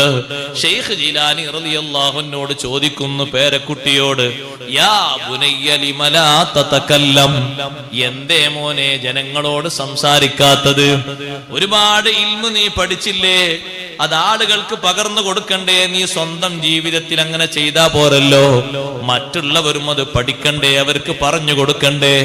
ഷെയ്ഖ് ജീലാനി റളിയല്ലാഹു അൻഹുവോട് ചോദിച്ചപ്പോ മഹാനവറുകളെ മറുപടി, അന റജുലുൻ അജമിയുൻ കൈഫ അതകല്ലമു അലാ ഫുസഹാഇ ബഗ്ദാദ്. ഞാനൊരു അനറബിയായ വ്യക്തിയല്ലേ നബിയെ, ഞാൻ അറേബ്യൻ രാഷ്ട്രത്തിൽ പിറന്ന ആളല്ലല്ലോ. ഇറാൻ എന്ന് പറയുന്നത് അറബി രാഷ്ട്രത്തിൽപ്പെട്ടതല്ല. ഞാനൊരു അനറബിയായ ആളല്ലേ, ഞാൻ ഈ നാട്ടിലെ സാഹിത്യ സമ്പുഷ്ടരായ ആളുകളോട് എങ്ങനെ സംസാരിക്കാനാണ്? അഷ്റഫുൽ ഖൽഖ് സല്ലല്ലാഹു അലൈഹി വസല്ലം തങ്ങൾ പറഞ്ഞു, ഒന്നും പേടിക്കേണ്ടതില്ല, ഇഫ്തഹ്ഫാക്, ഒന്ന് വാ തുറക്കൂ. ശൈഖ് ജീലാനി റളിയല്ലാഹു അൻഹു അവിടുന്ന് വാ തുറന്നു കൊടുത്തു. നബി സല്ലല്ലാഹു അലൈഹി വസല്ലം 7 പ്രാവശ്യം ഉമിനീര് പകർന്നു കൊടുത്തു. 7 പ്രാവശ്യം ബഹുമാനപ്പെട്ട ശൈഖ് ജീലാനി തങ്ങളുടെ നാവിലേക്ക് ശറഫാക്കപ്പെട്ട ഉമിനീര്, ലോകത്ത് മൂല്യം കണക്കാക്കാൻ കഴിയാത്ത അത്രയും വലിയ മാന്ത്രിക ശക്തിയുള്ള നബി സല്ലല്ലാഹു അലൈഹി വസല്ലം തങ്ങളുടെ ഉമിനീര് പേരക്കുട്ടിയായ ശൈഖ് ജീലാനി തങ്ങൾക്ക് പകർന്നു കൊടുക്കുന്നു. എന്നിട്ട് പറയുന്നു, ഇന്നത്തെ ളുഹ്റിന് ശേഷം വാള് പറഞ്ഞു കൊടുക്കണം, ഉപദേശങ്ങൾ കൊടുക്കണം. ഇലാ സബീലി റബ്ബിക ബിൽ ഹിക്മതി വൽ മൗഇലത്തിൽ ഹസന, സദുപദേശം നൽകിയിട്ടും നല്ല അറിവ് പകർന്നു കൊടുത്തിട്ടും ജനങ്ങളെ റബ്ബിന്റെ മാർഗത്തിലേക്ക് ക്ഷണിക്കൂ. ഒന്നും വിഷമം വേണ്ട. മഹാനവറുകൾ പറയുന്നു, ളുഹ്ർ നിസ്കാരം കഴിഞ്ഞു, ഞാൻ ആ പള്ളിയുടെ ഒരു ഭാഗത്ത് ഇങ്ങനെ ഇരിക്കുമ്പോ കൂട്ടം കൂട്ടമായ ആളുകൾ പള്ളിയിലേക്ക് ഇങ്ങനെ കയറി വരുന്നത് ഞാൻ കണ്ടു. മുമ്പെങ്ങും കാണാത്ത അത്രയും ആളുകൾ. അവരിങ്ങനെ ഒരുപാട് ആളുകൾ പള്ളിയുടെ ഉള്ളിലേക്ക് വരുമ്പോ എനിക്ക് വീണ്ടും ഒരു പരിഭ്രമാവസ്ഥ വന്നു. ഞാനിങ്ങനെ നിൽക്കുന്നു അവരെ മുന്നിൽ, ഒന്നും സംസാരിക്കാതെ നിൽക്കുമ്പോ എന്റെ മുന്നിൽ ബഹുമാനപ്പെട്ട അലി ഇബ്നു അബീ ത്വാലിബ് റളിയല്ലാഹു അൻഹു വന്നു. എന്നോട് ചോദിക്കുന്നു, എന്തേ നിങ്ങൾ സംസാരിക്കാത്തത്? എന്താ നിങ്ങൾ സംസാരിക്കാത്തത്? ഇനിയും നിങ്ങൾക്ക് പേടി മാറിയിട്ടില്ലേ? ശൈഖ് ജീലാനി റളിയല്ലാഹു അൻഹു ഒന്നും പറയാതിരുന്നപ്പോ മഹാനവറുകളും പറഞ്ഞു, ഇഫ്തഹ്ഫാക്, ഒന്ന് വാ തുറക്കൂ. 6 പ്രാവശ്യം ബഹുമാനപ്പെട്ട അലി റളിയല്ലാഹു അൻഹു ഉമിനീര് പകർന്നു നൽകി. ആ ഉമിനീരിനും വലിയ ബറക്കത്തുണ്ട്. ഇൽമിന്റെ വലിയ സാഗരമാണ് അലി ഇബ്നു അബീ ത്വാലിബ് റളിയല്ലാഹു അൻഹു. നബി സല്ലല്ലാഹു അലൈഹി വസല്ലം തങ്ങൾ തന്നെ അത് വ്യക്തമാക്കിയതാണ്. അതിനുശേഷം പിന്നെ ശൈഖ് ജീലാനി തങ്ങൾ പ്രഭാഷണം തുടങ്ങുന്നു. ആ പ്രഭാഷണം 40 കൊല്ലം നീണ്ടു നിന്ന പ്രഭാഷണമാണ്. 40 ാണ്ടോളം വഅദ് പറഞ്ഞോവർ, നന്നായി 90 കാലം ഇരുന്നോവർ. 90 കൊല്ലം ജീവിച്ച മഹാൻ 40 കൊല്ലം വഅദ് പറഞ്ഞു. അതൊരു സാധാ വഅദല്ല, ഉപകരണങ്ങളൊന്നും മുന്നിലില്ലാത്ത വഅദാണ്. അന്ന് മൈക്കും സംവിധാനങ്ങളൊന്നുമില്ല. പക്ഷേ നബി സല്ലല്ലാഹു അലൈഹി വസല്ലം പകർന്നു കൊടുത്ത ഉമിനീരിന്റെ ശക്തി കൊണ്ട് വഅദിന്റെ മജ്ലിസിൽ കുറഞ്ഞ ആളുകളുടെ കണക്ക് പറഞ്ഞപ്പോ മകൻ അബ്ദുൽ വഹാബുൽ ജീലാനി തങ്ങൾ പറഞ്ഞു, ഉപ്പയുടെ സദസ്സിൽ ഏറ്റവും കുറഞ്ഞ ആളുകളെ കണക്ക് പറഞ്ഞാൽ 10,000 കൂടുതൽ ആളുകളുടെ കണക്ക് പറഞ്ഞാൽ 70,000. ആഴ്ചയിൽ 3 വട്ടം ശൈഖ് ജീലാനി തങ്ങൾ വഅദ് പറയും. ഒരു വഅദ് അവസാനിക്കുമ്പോ 10,000 ആളുകൾ മുന്നിൽ വന്ന് പറയും, അഷ്ഹദു അല്ലാ ഇലാഹ ഇല്ലല്ലാഹ് വ അഷ്ഹദു അന്ന മുഹമ്മദർ റസൂലുള്ളാഹ്. ഇസ്ലാമിന്റെ സന്ദേശങ്ങൾ ഗ്രഹിച്ച് പഠിച്ച് 10,000 ആളുകൾ കലിമ ചൊല്ലുമ്പോ ഒരാഴ്ചയിൽ 30,000 ആളുകളാണ് കലിമ ചൊല്ലുന്നത്. അതേ വഅദ് തീരുന്നിടത്ത് വേറൊരു 10,000 ആളുകൾ തൗബക്ക് വേണ്ടി വരുന്നു. പശ്ചാത്താപ ബോധത്തോടെ വന്നിട്ട് പറയുന്നു, ശൈഖ് അവർകളെ, ജീവിതകാലത്ത് ഒരുപാട് വൻകുറ്റങ്ങൾ ചെയ്തവരാണ്, ഞങ്ങൾക്ക് പശ്ചാത്തപിക്കണം, നന്നായി ജീവിക്കണം, നിങ്ങളെ ശിഷ്യന്മാരായി കൂടണം, നിങ്ങളെ ശിഷ്യത്വത്തിൽ നിങ്ങൾ ഉൾപ്പെടുത്തണം. 10,000 ആളുകൾ തൗബ ചെയ്യുന്നു. ഒരു വഅദിന്റെ മജ്ലിസ് കഴിയുമ്പോ 2 or 3 മയ്യിത്തെടുക്കാനുണ്ടാകും. വഅദിന്റെ മജ്ലിസിൽ തന്നെ തൗബ ചെയ്ത് മരണപ്പെട്ടു പോയ ആളുകളാണ്. ഇനി ദുനിയാവിൽ ജീവിതം വേണ്ട റബ്ബേ, ഈ നല്ല സദസ്സിൽ നിന്ന് തൗബ കബൂലാക്കിയിട്ടുണ്ടെങ്കിൽ നീ അങ്ങ് റൂഹിനെ പിടിച്ചോ എന്നും പറഞ്ഞ് മരണപ്പെട്ടു പോകുന്ന ആളുകളാണ്. സുബ്ഹാനല്ലാഹ്, 40 കൊല്ലത്തെ വഅദൊന്ന് കൂട്ടി നോക്കൂ. ഒരു മാസത്തിൽ തന്നെ ഓരോ ആഴ്ചയിലും 3 വഅദാണെങ്കിൽ ചുരുങ്ങിയത് 4 ആഴ്ച വെച്ച് കൂട്ടുമ്പോ ഒരു 12 വഅദല്ലേ? ഒരു വഅദിൽ 10,000 ആളുകൾ കലിമ ചൊല്ലുമ്പോ 1,20,000 ആയില്ലേ സഹോദരങ്ങളെ? അതൊരു വർഷമാകുമ്പോ എത്രയായി? 40 വർഷമാകുമ്പോ എത്രയായി? ശൈഖ് ജീലാനി റളിയല്ലാഹു അൻഹുവിന്റെ സദസ്സിലേക്ക് വിദൂര രാഷ്ട്രങ്ങളിൽ നിന്ന് വരെ ജനങ്ങൾ അതാ ഒരുപാട് ആളുകൾ ഒഴുകിയെത്തുന്നു.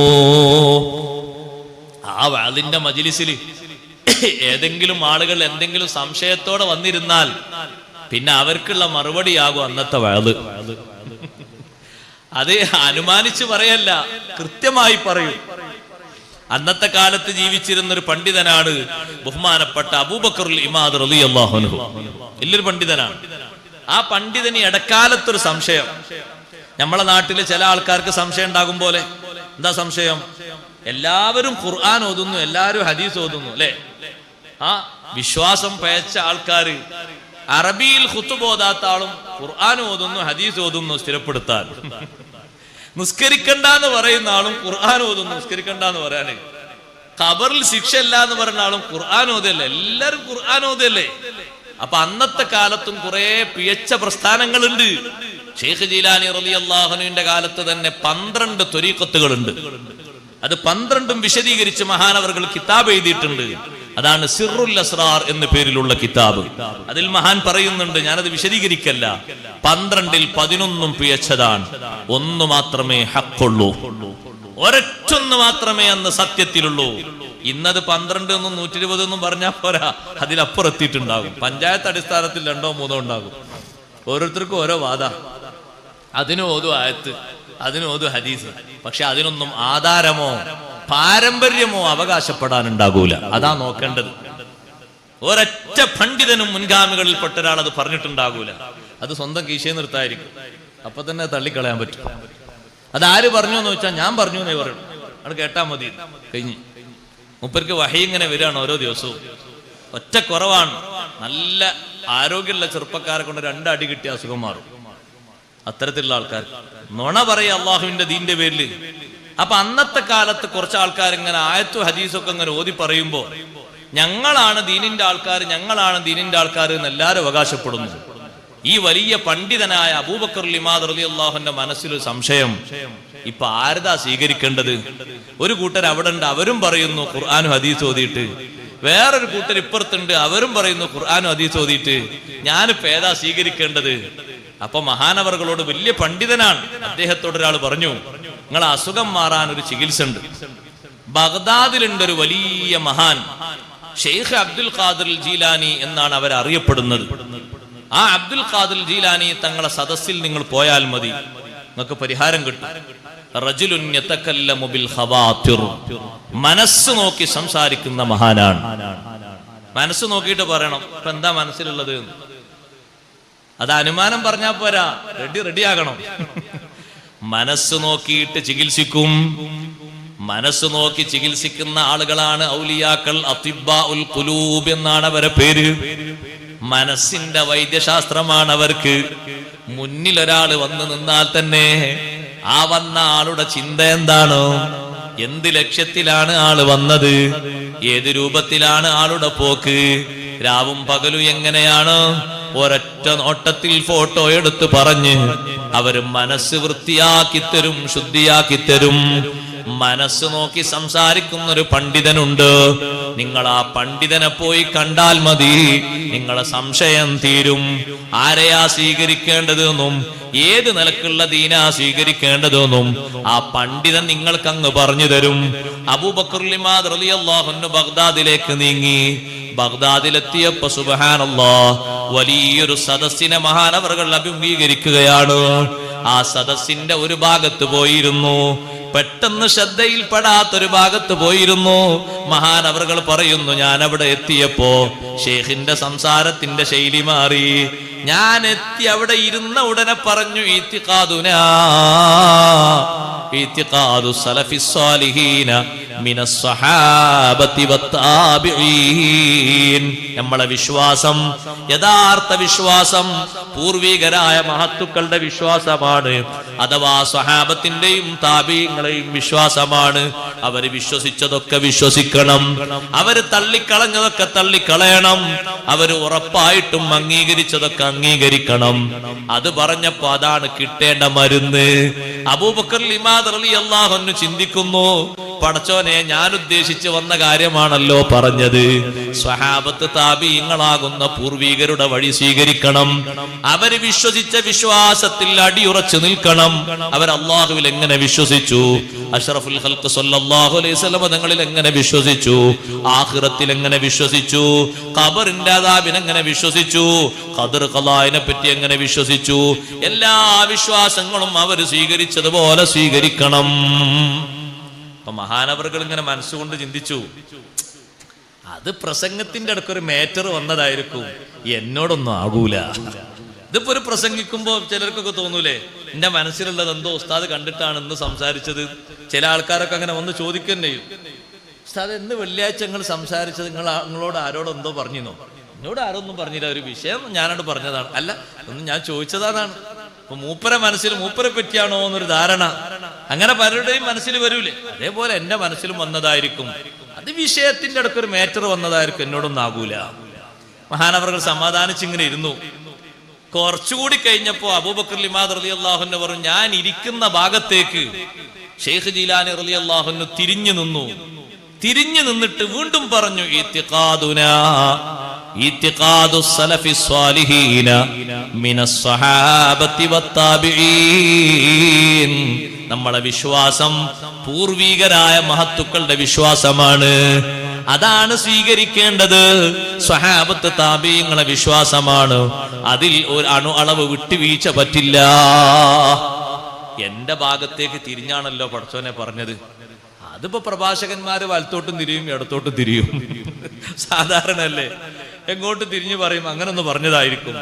2 പ്രാവശ്യം പറഞ്ഞിട്ടും ഞാൻ 2 രൂപത്തിൽ അതിനെ കണ്ടപ്പോ മൂന്നാമതായി എന്റെ പേര് വിളിച്ചു, യാ അബൂബക്കർ. ഒരൊറ്റ വിളി. അബൂബക്കർ ലിമാദ് റളിയല്ലാഹു അൻഹു പേടിച്ച് തരിച്ചുപോയി. ഒരൊറ്റ വിളി വിളിച്ചു എന്നെ, യാ അബൂബക്കർ. 2 വട്ടം ഞാൻ പറഞ്ഞിട്ട് നിങ്ങളത് അങ്ങോട്ടും ഇങ്ങോട്ടും മറിച്ചിടുക. ഇനി നിങ്ങളോട് നേരിട്ട് പറയണല്ലേ, എന്നാ നേരിട്ട് പറയാ. എത്ര ആയിരം ആൾക്കാരുടെ എന്നാണ് അബൂബക്കർ എന്ന് പേര് വിളിക്കുന്നത്? എത്ര അബൂബക്കർ ഉണ്ടാകും? ബാപ്പാന്റെ പേരും കൂട്ടി വിളിച്ചു. ബാപ്പാനെ കണ്ടിട്ടുണ്ടോ? ഷെയ്ഖ് ജീലാന്റെ മുന്നിൽ വന്നിട്ടുണ്ടോ? യാ അബൂബക്കർ ഇബ്നുൽ ഇമാദ്, ഇമാദിന്റെ പുത്രനായ അബൂബക്കർ. ഇത്തിഖാദു സലഫിസ് സ്വാലിഹീന മിനസ് സ്വഹാബത്തി വത്താബിഈൻ. ഇപ്പൊ ഉറച്ചില്ലേ എങ്ങളോടാണ്? ആ വിശ്വാസത്തിൽ അവിടെ നിന്നാൽ മതി. അബൂബക്കർ ലിമാദ് റളിയല്ലാഹു അൻഹു വിശ്വാസം കൽബിലുണ്ട്, ഉറച്ചു. ആ ഉറച്ചതിന്റെ മേലെ മഹാനവറുകൾ ഒരു ആണി കൂടി മേടാണ്. എന്നിട്ട് പറഞ്ഞു, ബാപ്പ വീട്ടിൽ നിന്ന് പോയിട്ട് കുറെ ദിവസമായില്ലേ? ആ, പോയി നോക്കിക്കോളൂ, ബാപ്പ വീട്ടിലെത്തിയിട്ടുണ്ട്. സുബ്ഹാനല്ലാഹ്, ശരിയാണാ പറഞ്ഞത്. ബാപ്പ വീട്ടിൽ നിന്ന് പോയിട്ട് എങ്ങോട്ടാ പോയതെന്ന് അറിയില്ല, കുറെ ദിവസമായി. ഞാൻ പോയി നോക്കുമ്പോ ബാപ്പ വീട്ടിന്റെ നേരെ കോലായില് വരാന്തയിൽ ഇങ്ങനെ ഇരിക്കുന്നു. എവിടത്തേക്ക് നോക്കിയിട്ടാ സഹോദരങ്ങളെ ഈ പറഞ്ഞത്? ഇങ്ങനെ ഒരു കഴിവ് അല്ലാഹു തആല ഔലിയാക്കൾക്ക് നൽകുമോ? നൽകും. വലിയ കഴിവ് അല്ലാഹു തആല അവർക്ക് നൽകും. ദുനിയാവിൽ അതിനു മാത്രമുള്ള സന്തോഷം ഔലിയാക്കൾക്ക് അല്ലാഹു കൊടുക്കും. ഖുർആൻ അത് വിശദീകരിച്ചിട്ടുണ്ട്. ലഹുമുൽ ബുശ്റാ ഫിൽ ഹയാത്തിദ് ദുനിയാ വഫിൽ ആഖിറ. ഔലിയാക്കൾക്ക് അൽ ബുശ്റ, സന്തോഷമുണ്ട്. ഭൗതിക ജീവിതത്തിലും സന്തോഷമുണ്ട്, പരലോക ജീവിതത്തിലും സന്തോഷമുണ്ട്. അവരുദ്ദേശിക്കുന്ന കാര്യങ്ങൾ അല്ലാഹു തആല നടത്തി കൊടുക്കുന്നു. ഒരു വിട്ടുവീഴ്ചയുമില്ലാത്ത രൂപത്തിൽ അല്ലാഹു തആല അതിന് അവസരങ്ങൾ ഒരുക്കുന്നു. കാരണം വിശ്വാസത്തിലും കർമ്മത്തിലും മുന്നേറുന്ന സമയത്ത് അല്ലാഹു തആല അവർക്ക് കൊടുക്കുന്ന ഒരു ഹുബ്ബാണത്. ആ മഹബ്ബത്തിന്റെ പേരിൽ അല്ലാഹു കൊടുക്കുന്ന ഒരു സ്ഥാനമാണ്. അവർ കേൾക്കാൻ ഉദ്ദേശിച്ചത് കേൾപ്പിക്കുകയും കാണാൻ ഉദ്ദേശിച്ചത് കാണിച്ചു കൊടുക്കുകയും നടക്കാൻ ഉദ്ദേശിച്ച സ്ഥലത്തേക്ക് നടത്തി കൊടുക്കുകയും പിടിക്കാൻ ഉദ്ദേശിച്ചതിന് കഴിവ് കൊടുക്കുകയും ചെയ്യുന്നത് റബ്ബ് സുബ്ഹാനഹു വ തആല കൊടുക്കുന്ന വലിയൊരു ബഹുമാനമാണ്. ചെറിയ ബഹുമാനമല്ല. ആ ബഹുമാനത്തിനാണ് ആളുകൾ കറാമത്ത് കറാമത്ത് എന്ന് പറയുന്നത്. അതിന് ദൂരം പ്രശ്നമല്ല, മറകൾ പ്രശ്നമല്ല, എവിടേക്കും കാണും. മാഷാ അല്ലാഹ്, അൽഹംദുലില്ലാഹ്. ബഹുമാനപ്പെട്ട സയ്യിദ് അവർകൾ നമ്മുടെ സദസ്സിലേക്ക് വരുന്നു. അല്ലാഹു അക്ബർ, അല്ലാഹു അക്ബർ, അല്ലാഹു അക്ബർ, ലാ ഇലാഹ ഇല്ലല്ലാഹു അല്ലാഹു അക്ബർ, അല്ലാഹു അക്ബർ വലില്ലാഹിൽ ഹംദ്. അൽഹംദുലില്ലാഹ്.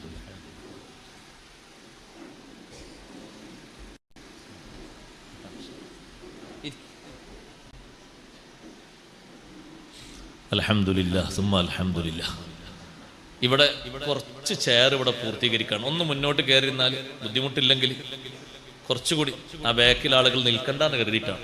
ബാക്കിലിരിക്കുന്ന ഒന്ന് മുന്നോട്ട് കയറിയിരുന്ന 2 കൂലി കിട്ടും. മുന്നോട്ട് കയറിയിരുന്ന കൂലി കിട്ടും, ബാക്കിലുള്ളവരെ ഇരുത്തിയ കൂലിയും കിട്ടും. അപ്പൊ 2 കൂലിയാണ്. മുന്നിലേക്ക് കയറി സദസ്സൊന്ന് ഭംഗിയാക്കുക. സയ്യിദ് അവർകൾ എത്തി. ഞാൻ ഇതുവരെ പറയാതിരുന്നത്, നമ്മളിങ്ങനെ പ്രസംഗിച്ചു ചോദിക്കട്ടെ, തങ്ങളെത്തുമ്പോൾ ഒരു സദസ്സിന് ഭംഗി വേണ്ടേ? അത് അവിടെയും കുറച്ച് കസേരയുണ്ട്, അവിടേക്കൊന്ന് കയറിയിരുന്ന് സദസ്സ് എല്ലാവരും ഭംഗിയാക്കണം. മുന്നിലേക്ക് കയറിയിരുന്നു. അല്ലാഹു തആല നമ്മുടെ സദസ്സ് ദുആഇന് ഇജാബത്തുള്ള നല്ല സദസ്സായി സ്വീകരിക്കുമാറാകട്ടെ. വർഷങ്ങളോളമായി നമ്മുടെ സദസ്സിൽ ദുആ മജ്‌ലിസിന് നേതൃത്വം നൽകുന്ന ബഹുമാനപ്പെട്ട അണ്ടൂർക്കോണം തങ്ങളുപ്പാപ്പയാണ് എത്തിയിട്ടുള്ളത്. അവരുടെ ഉപ്പ മഹ്മൂദ് കോയത്തങ്ങൾ അല്ലാഹു തആല ദർജയേറ്റി കൊടുക്കട്ടെ. അവരെ പേരിലാണ് നമ്മുടെ ഈ സദസ്സുള്ളത്. ഉപ്പയുള്ള കാലത്ത് ഞാൻ അവിടെ അണ്ടൂർക്കോണത്ത് വാലിന് പോയിട്ടുണ്ട്. ഉപ്പാന്റെ ആത്മീയ രംഗത്തുള്ള ആ സ്ട്രോങ്ങും ഈമാനികമായിട്ടുള്ള ആ ഒരു പ്രത്യേക കാർക്കശ്യമൊക്കെ നമുക്ക് നന്നേ ഇഷ്ടപ്പെട്ടൊരു കാര്യമാണ്. അള്ളാഹു ഷറഫും ദറജയും അള്ളാഹു ഏറ്റിക്കൊടുക്കട്ടെ. സയ്യിദ് അവർകൾക്കും കുടുംബത്തിനും അള്ളാഹു തആല ഖൈറും ബറക്കത്തും ധാരാളം ചൊരിഞ്ഞു കൊടുക്കട്ടെ. നമുക്ക് നേതൃത്വം നൽകാൻ, ഈ സമൂഹത്തിന് വ്യത്യസ്ത നിലകളിൽ നേതൃത്വം നൽകാൻ അള്ളാഹു ആഫിയത്തുള്ള ദീർഘായുസ്സ് നൽകി അനുഗ്രഹിക്കുമാറാകട്ടെ. സഹോദരങ്ങളെ, ഷെയ്ഖ് ജീലാനി റളിയല്ലാഹു അൻഹു ഇത്രയും വലിയൊരു കാഴ്ചപ്പാട്, ഉള്ളു നോക്കി സംസാരിക്കാനുള്ള കഴിവ്, അത് ഉപകരണങ്ങൾക്ക് വരെ ഇല്ലാത്ത ഒന്നാണ്. എങ്ങനെ പറയും? അപ്പൊ ചിലര് പറയും, ഉസ്താദെ ഹിപ്നോട്ടിസത്തിൽ തിരിയും ഒരാളുള്ളിൽ എന്താ മറച്ചു വെച്ചത്. മുമ്പൊക്കെ അങ്ങനെ പറഞ്ഞു. ഹിപ്നോട്ടിസത്തിൽ വരെ ഇപ്പൊ ആൾക്കാർ കളവ് പറയുന്നുണ്ട്. അത് വിശ്വസിക്കാൻ കഴിയൂല. മനസ്സിന്റെ ഉള്ളിലുള്ളത് എങ്ങനെ പറയും? ആ ഉള്ളിലേക്ക് നോക്കാൻ അത്രയും ക്ലിയർ ആയ ഒരു കണ്ണ് വേണം. അങ്ങനെ ഒരു പരിശുദ്ധിയുള്ള കണ്ണിന്റെ മാധ്യമം എന്താണ്? ആ കണ്ണിന് ഏറ്റവും നല്ല പവിത്രത വേണം. അള്ളാഹു ഇഷ്ടപ്പെട്ട കാര്യങ്ങളെ കൊണ്ട് അള്ളാഹുവിലേക്ക് അടുക്കണം.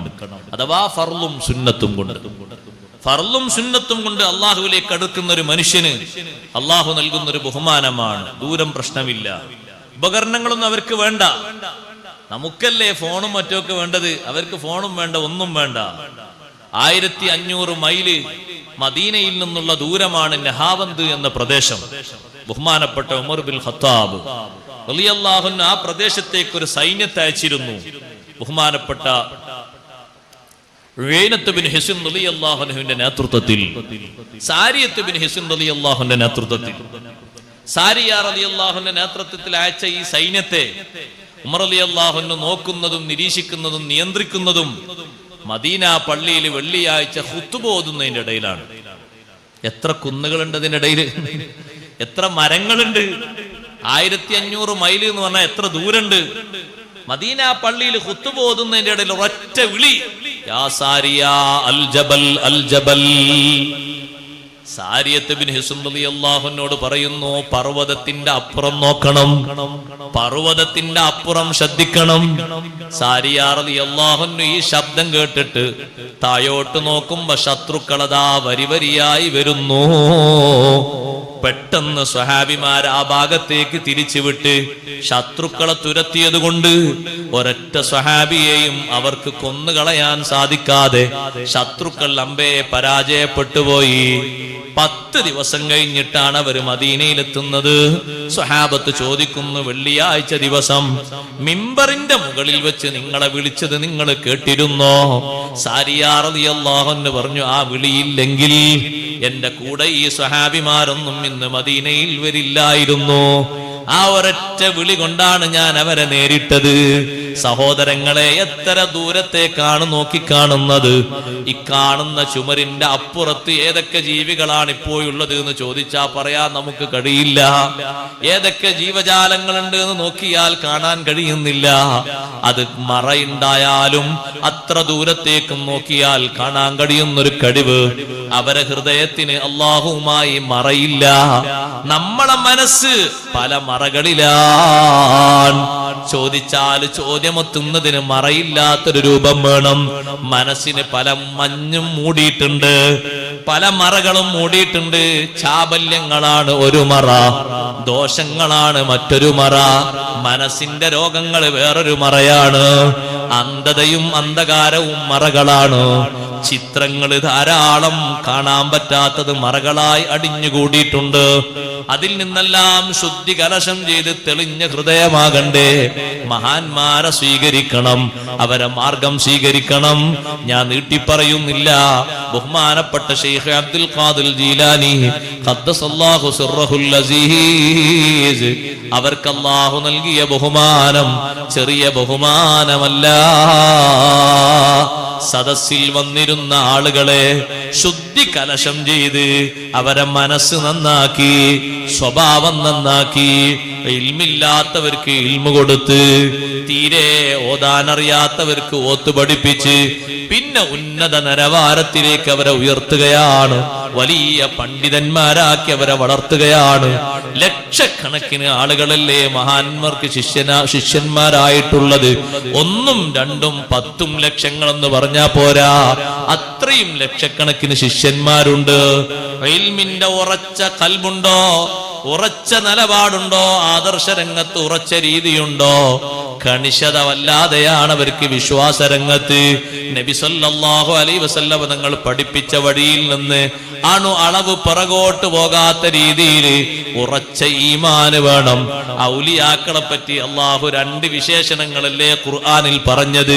അല്ലദീന ആമനു വകാനൂ യത്തഖൂൻ, അവർ തികഞ്ഞ ഈമാനുള്ളവരും മുത്തഖീങ്ങളുമാണ്. സൂക്ഷ്മത പാലിക്കുന്നതിൽ, തഖ്വയിൽ അധിഷ്ഠിതമായ ജീവിതം നയിക്കുന്നതിൽ അങ്ങേ അറ്റത്തെ നിലപാട് സ്വീകരിക്കുന്നു. അതൊരു വിട്ടുവീഴ്ചക്കും തയ്യാറാകൂല. ഇപ്പൊ നിങ്ങൾ നോക്ക്, ഇപ്പൊ ഒരുപാട് ആൾക്കാർ കാണും. അവരെ പിന്നിൽ ഏതെങ്കിലും ഒരു 100ഓ 150ഓ ആൾക്കാർ കൂടിക്കഴിഞ്ഞാൽ പിന്നെ ഓരോ നിലപാട് മാറി. പിന്നെ ഈ 150 ആൾക്കാരോട് ഒരു പറയും, കൃത്യമായിട്ട് നിസ്കരിച്ചോളം എന്നല്ല, നിങ്ങൾക്ക് പാകം ഉണ്ടാകുമ്പോൾ നിസ്കരിച്ചാൽ മതി. ആള് 150 തന്നെ കൂടെ എത്തിയിട്ടുള്ളൂ, 1000 ഒന്നും ആയിട്ടില്ല. അപ്പോഴേക്ക് അതിനെ പണി തീർക്കാൻ നല്ലത്. എന്നാ പിന്നെ കൂടുതൽ ആൾക്കാർ ഫസാദാവൂല. കാണാതായിപ്പോയൊരു മൗലവി ഉണ്ടായിരുന്നില്ലേ, കുറച്ചാള് കൂടങ്ങ് കൂടിയപ്പോ അയാൾ പറഞ്ഞു, നിസ്കാരം 5 ഒന്നുമില്ല, ആകെ 3 ഉള്ളൂ. എത്ര ആൾക്കെന്നാ നിസ്കാരത്തിൽ നല്ല സുഖം എന്ന് പറയാം. സുബി ഒരാൾ എണീക്കുമ്പോ എപ്പോഴാണോ അപ്പൊ നിസ്കരിച്ചാൽ മതി. 10 മണിക്കാണ് ഒരാൾ എണീക്കണമെങ്കിൽ സുബി അപ്പോഴാണ്. 11 മണിക്കാണ് എണീക്കണമെങ്കിൽ സുബി അപ്പോഴാണ്. എന്ത് സുഖം! ആരാതിൽ മെമ്പർഷിപ്പ് എടുക്കാതിരിക്കുക? ളുഹ്ർ എന്ന സാധനം ഇല്ല. പിന്നെ ആകപ്പാടെ ഉള്ളത് ഒരു അസ്ര, പിന്നുള്ളതോ പിന്നെ ഒരു ഇശാവുക ഉള്ളത്. മാരിബും ഇല്ല. മാരിബൊക്കെ കുറഞ്ഞ നേരമുള്ളൂ. എത്ര കഷ്ടപ്പെട്ട് ഒന്നുണ്ടാക്കി നിസ്കരിക്കണം. സുഖല്ലേ? ആരാതിൽ മെമ്പർഷിപ്പ് എടുക്കാതിരിക്കുക? ജോലിക്ക് പോയിട്ട് ളുഹ്ർ ഏതായാലും വേണ്ട, ജോലിക്കൊക്കെ കയ്യും കാലം കീറി അസ്ർ നിസ്കരിച്ചാൽ മതി.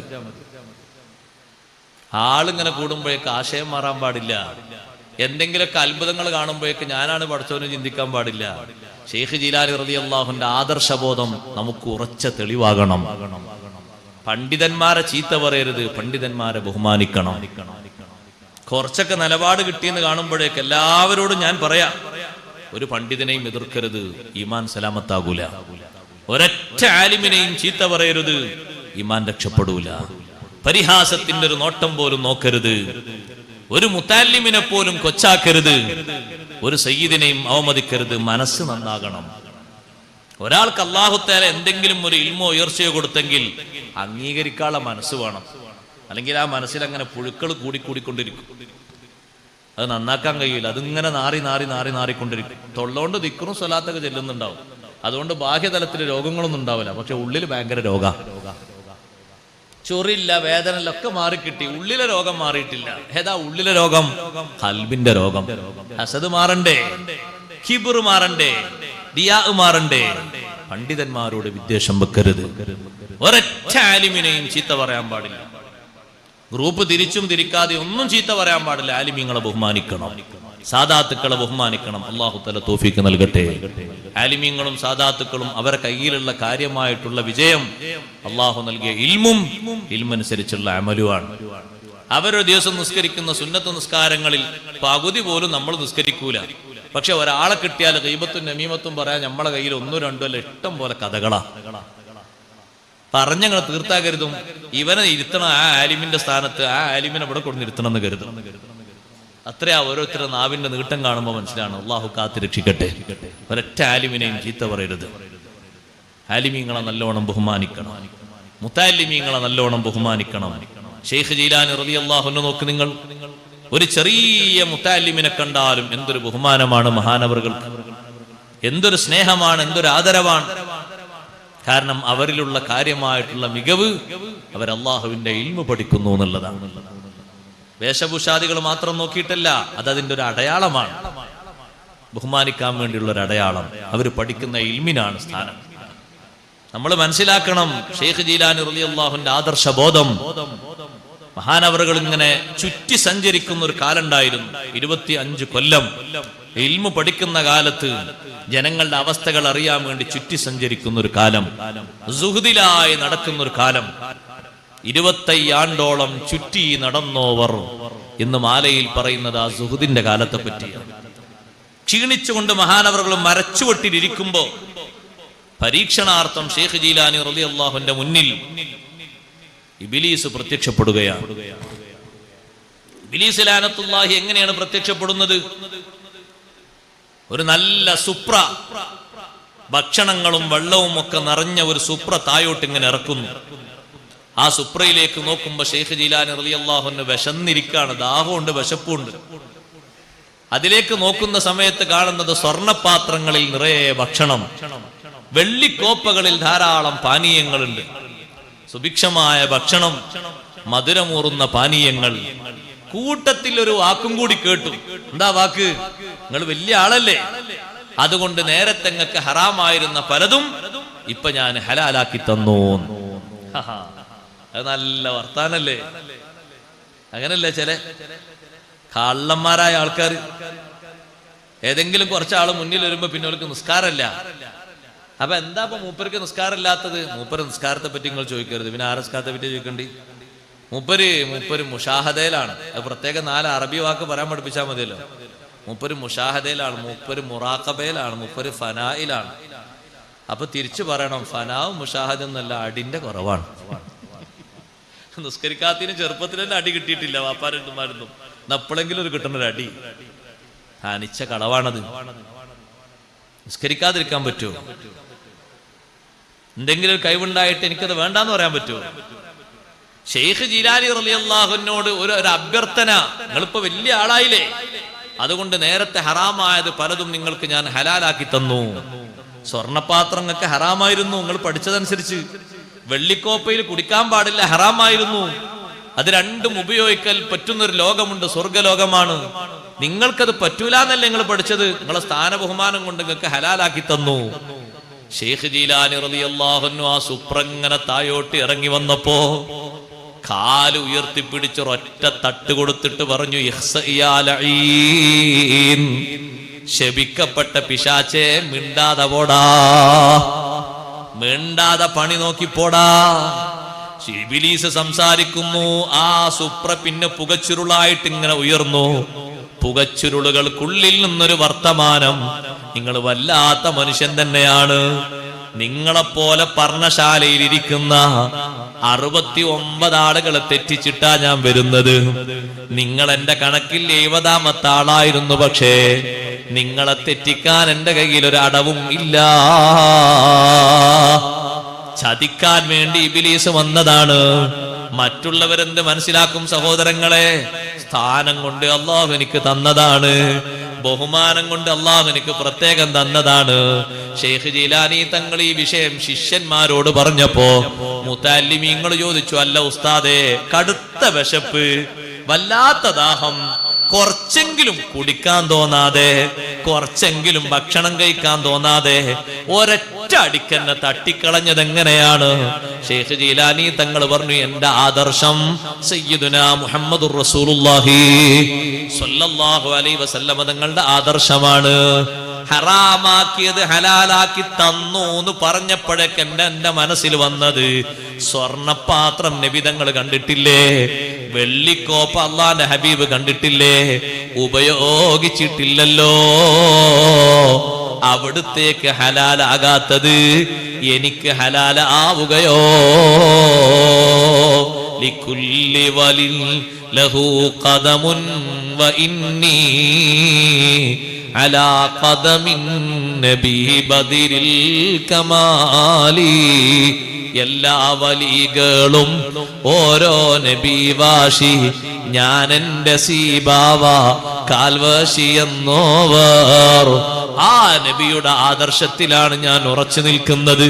എത്ര കാലം ഞാൻ ജീവിച്ചാലും, എത്ര കറാമത്ത് അല്ലാഹ് എനിക്ക് തന്നാലും, മുത്ത് നബിക്ക് ഹറാമാക്കിയൊരു വിഷയം എനിക്ക് ഹലാലാകൂല. അങ്ങനല്ലേ? മുമ്പ് പിഴച്ച ത്വരീഖത്തിൽ പോയ ഒരാളോട്, അല്ല ഉസ്താദേ, നിങ്ങളെ ത്വരീഖത്തിന്റെ ഷെയ്ഖ് എന്റെ ഭാര്യന്റെ കൈ പിടിച്ചിട്ടാണ് ബയ്യത്ത് ചെയ്തത്. ഭാര്യന്റെ കൈ നേർക്ക് പിടിച്ചിട്ട് എന്റെ ഭാര്യ നിങ്ങളെ ത്വരീഖത്തിന്റെ ഷെയ്ഖിന് ഹലാലാകുമെന്ന് ചോദിച്ചപ്പോ, അത് ബയ്യത്തിന്റെ വിഷയത്തിൽ കുഴപ്പമില്ല, ഷെയ്ഖിനെ അംഗീകരിക്കലോടോ പിന്നെ എല്ലാവരും ഷെയ്ഖിന്റെ മക്കളായി മാറി. നല്ല സുഖാണല്ലോ പിന്നെ അങ്ങനെ ആകുമ്പോ. ലോകത്തുള്ള പെണ്ണുങ്ങളെല്ലാരും വരിവരിക്ക് പോയി നിന്നാ മതി, എന്നാ സുഖല്ലേ? ധാനിച്ച പൊട്ടത്തരാണ് ഈ പറയുന്നത്.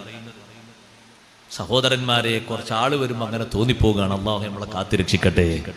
ആദർശരംഗത്ത് അടിയുറച്ചു നിൽക്കണം. അല്ലദീന ആമനൂ വകാനൂ യത്തഖൂൻ. മുത്തഖീങ്ങളായി ജീവിച്ചവരാണ് ഔലിയാക്കൾ. തഖ്വയിൽ അധിഷ്ഠിതമായി ജീവിച്ചവരാണ്. ഫർളിനും സുന്നത്തിനും വലിയ പ്രാമുഖ്യം നൽകിയവരാണ്. അതുകൊണ്ടാണ് അല്ലാഹു തആല അവർക്ക് വലിയ കറാമത്ത് നൽകിയത്.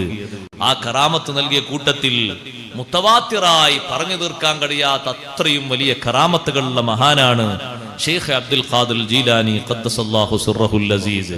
ഞാൻ എൻ്റെ ഭാഷണം ചുരുക്കുന്നു, സമയം പരിമിതമാണ്. അല്ലാഹു തആല നമ്മുടെ സദസ്സ് സ്വീകരിക്കുമാറാകട്ടെ. ഷെയ്ഖ് അവരുടെ പേരിൽ കഴിയുന്ന ആളുകളൊക്കെ എപ്പോഴും ഫാത്തിഹ ഓതണം. അത് വലിയ ബറക്കത്തിന് കാരണമാണ്. അവർ വലിയ മഹാനുഭാവനാണ്. ലോകത്ത് ജീവിച്ചു കഴിഞ്ഞ മഹാന്മാരിൽ ഔലിയാക്കളിൽ വലിയ മഹാനുഭാവനാണ് ഷെയ്ഖ് അബ്ദുൽ ഖാദിർ ജീലാനി റളിയല്ലാഹു അൻഹു.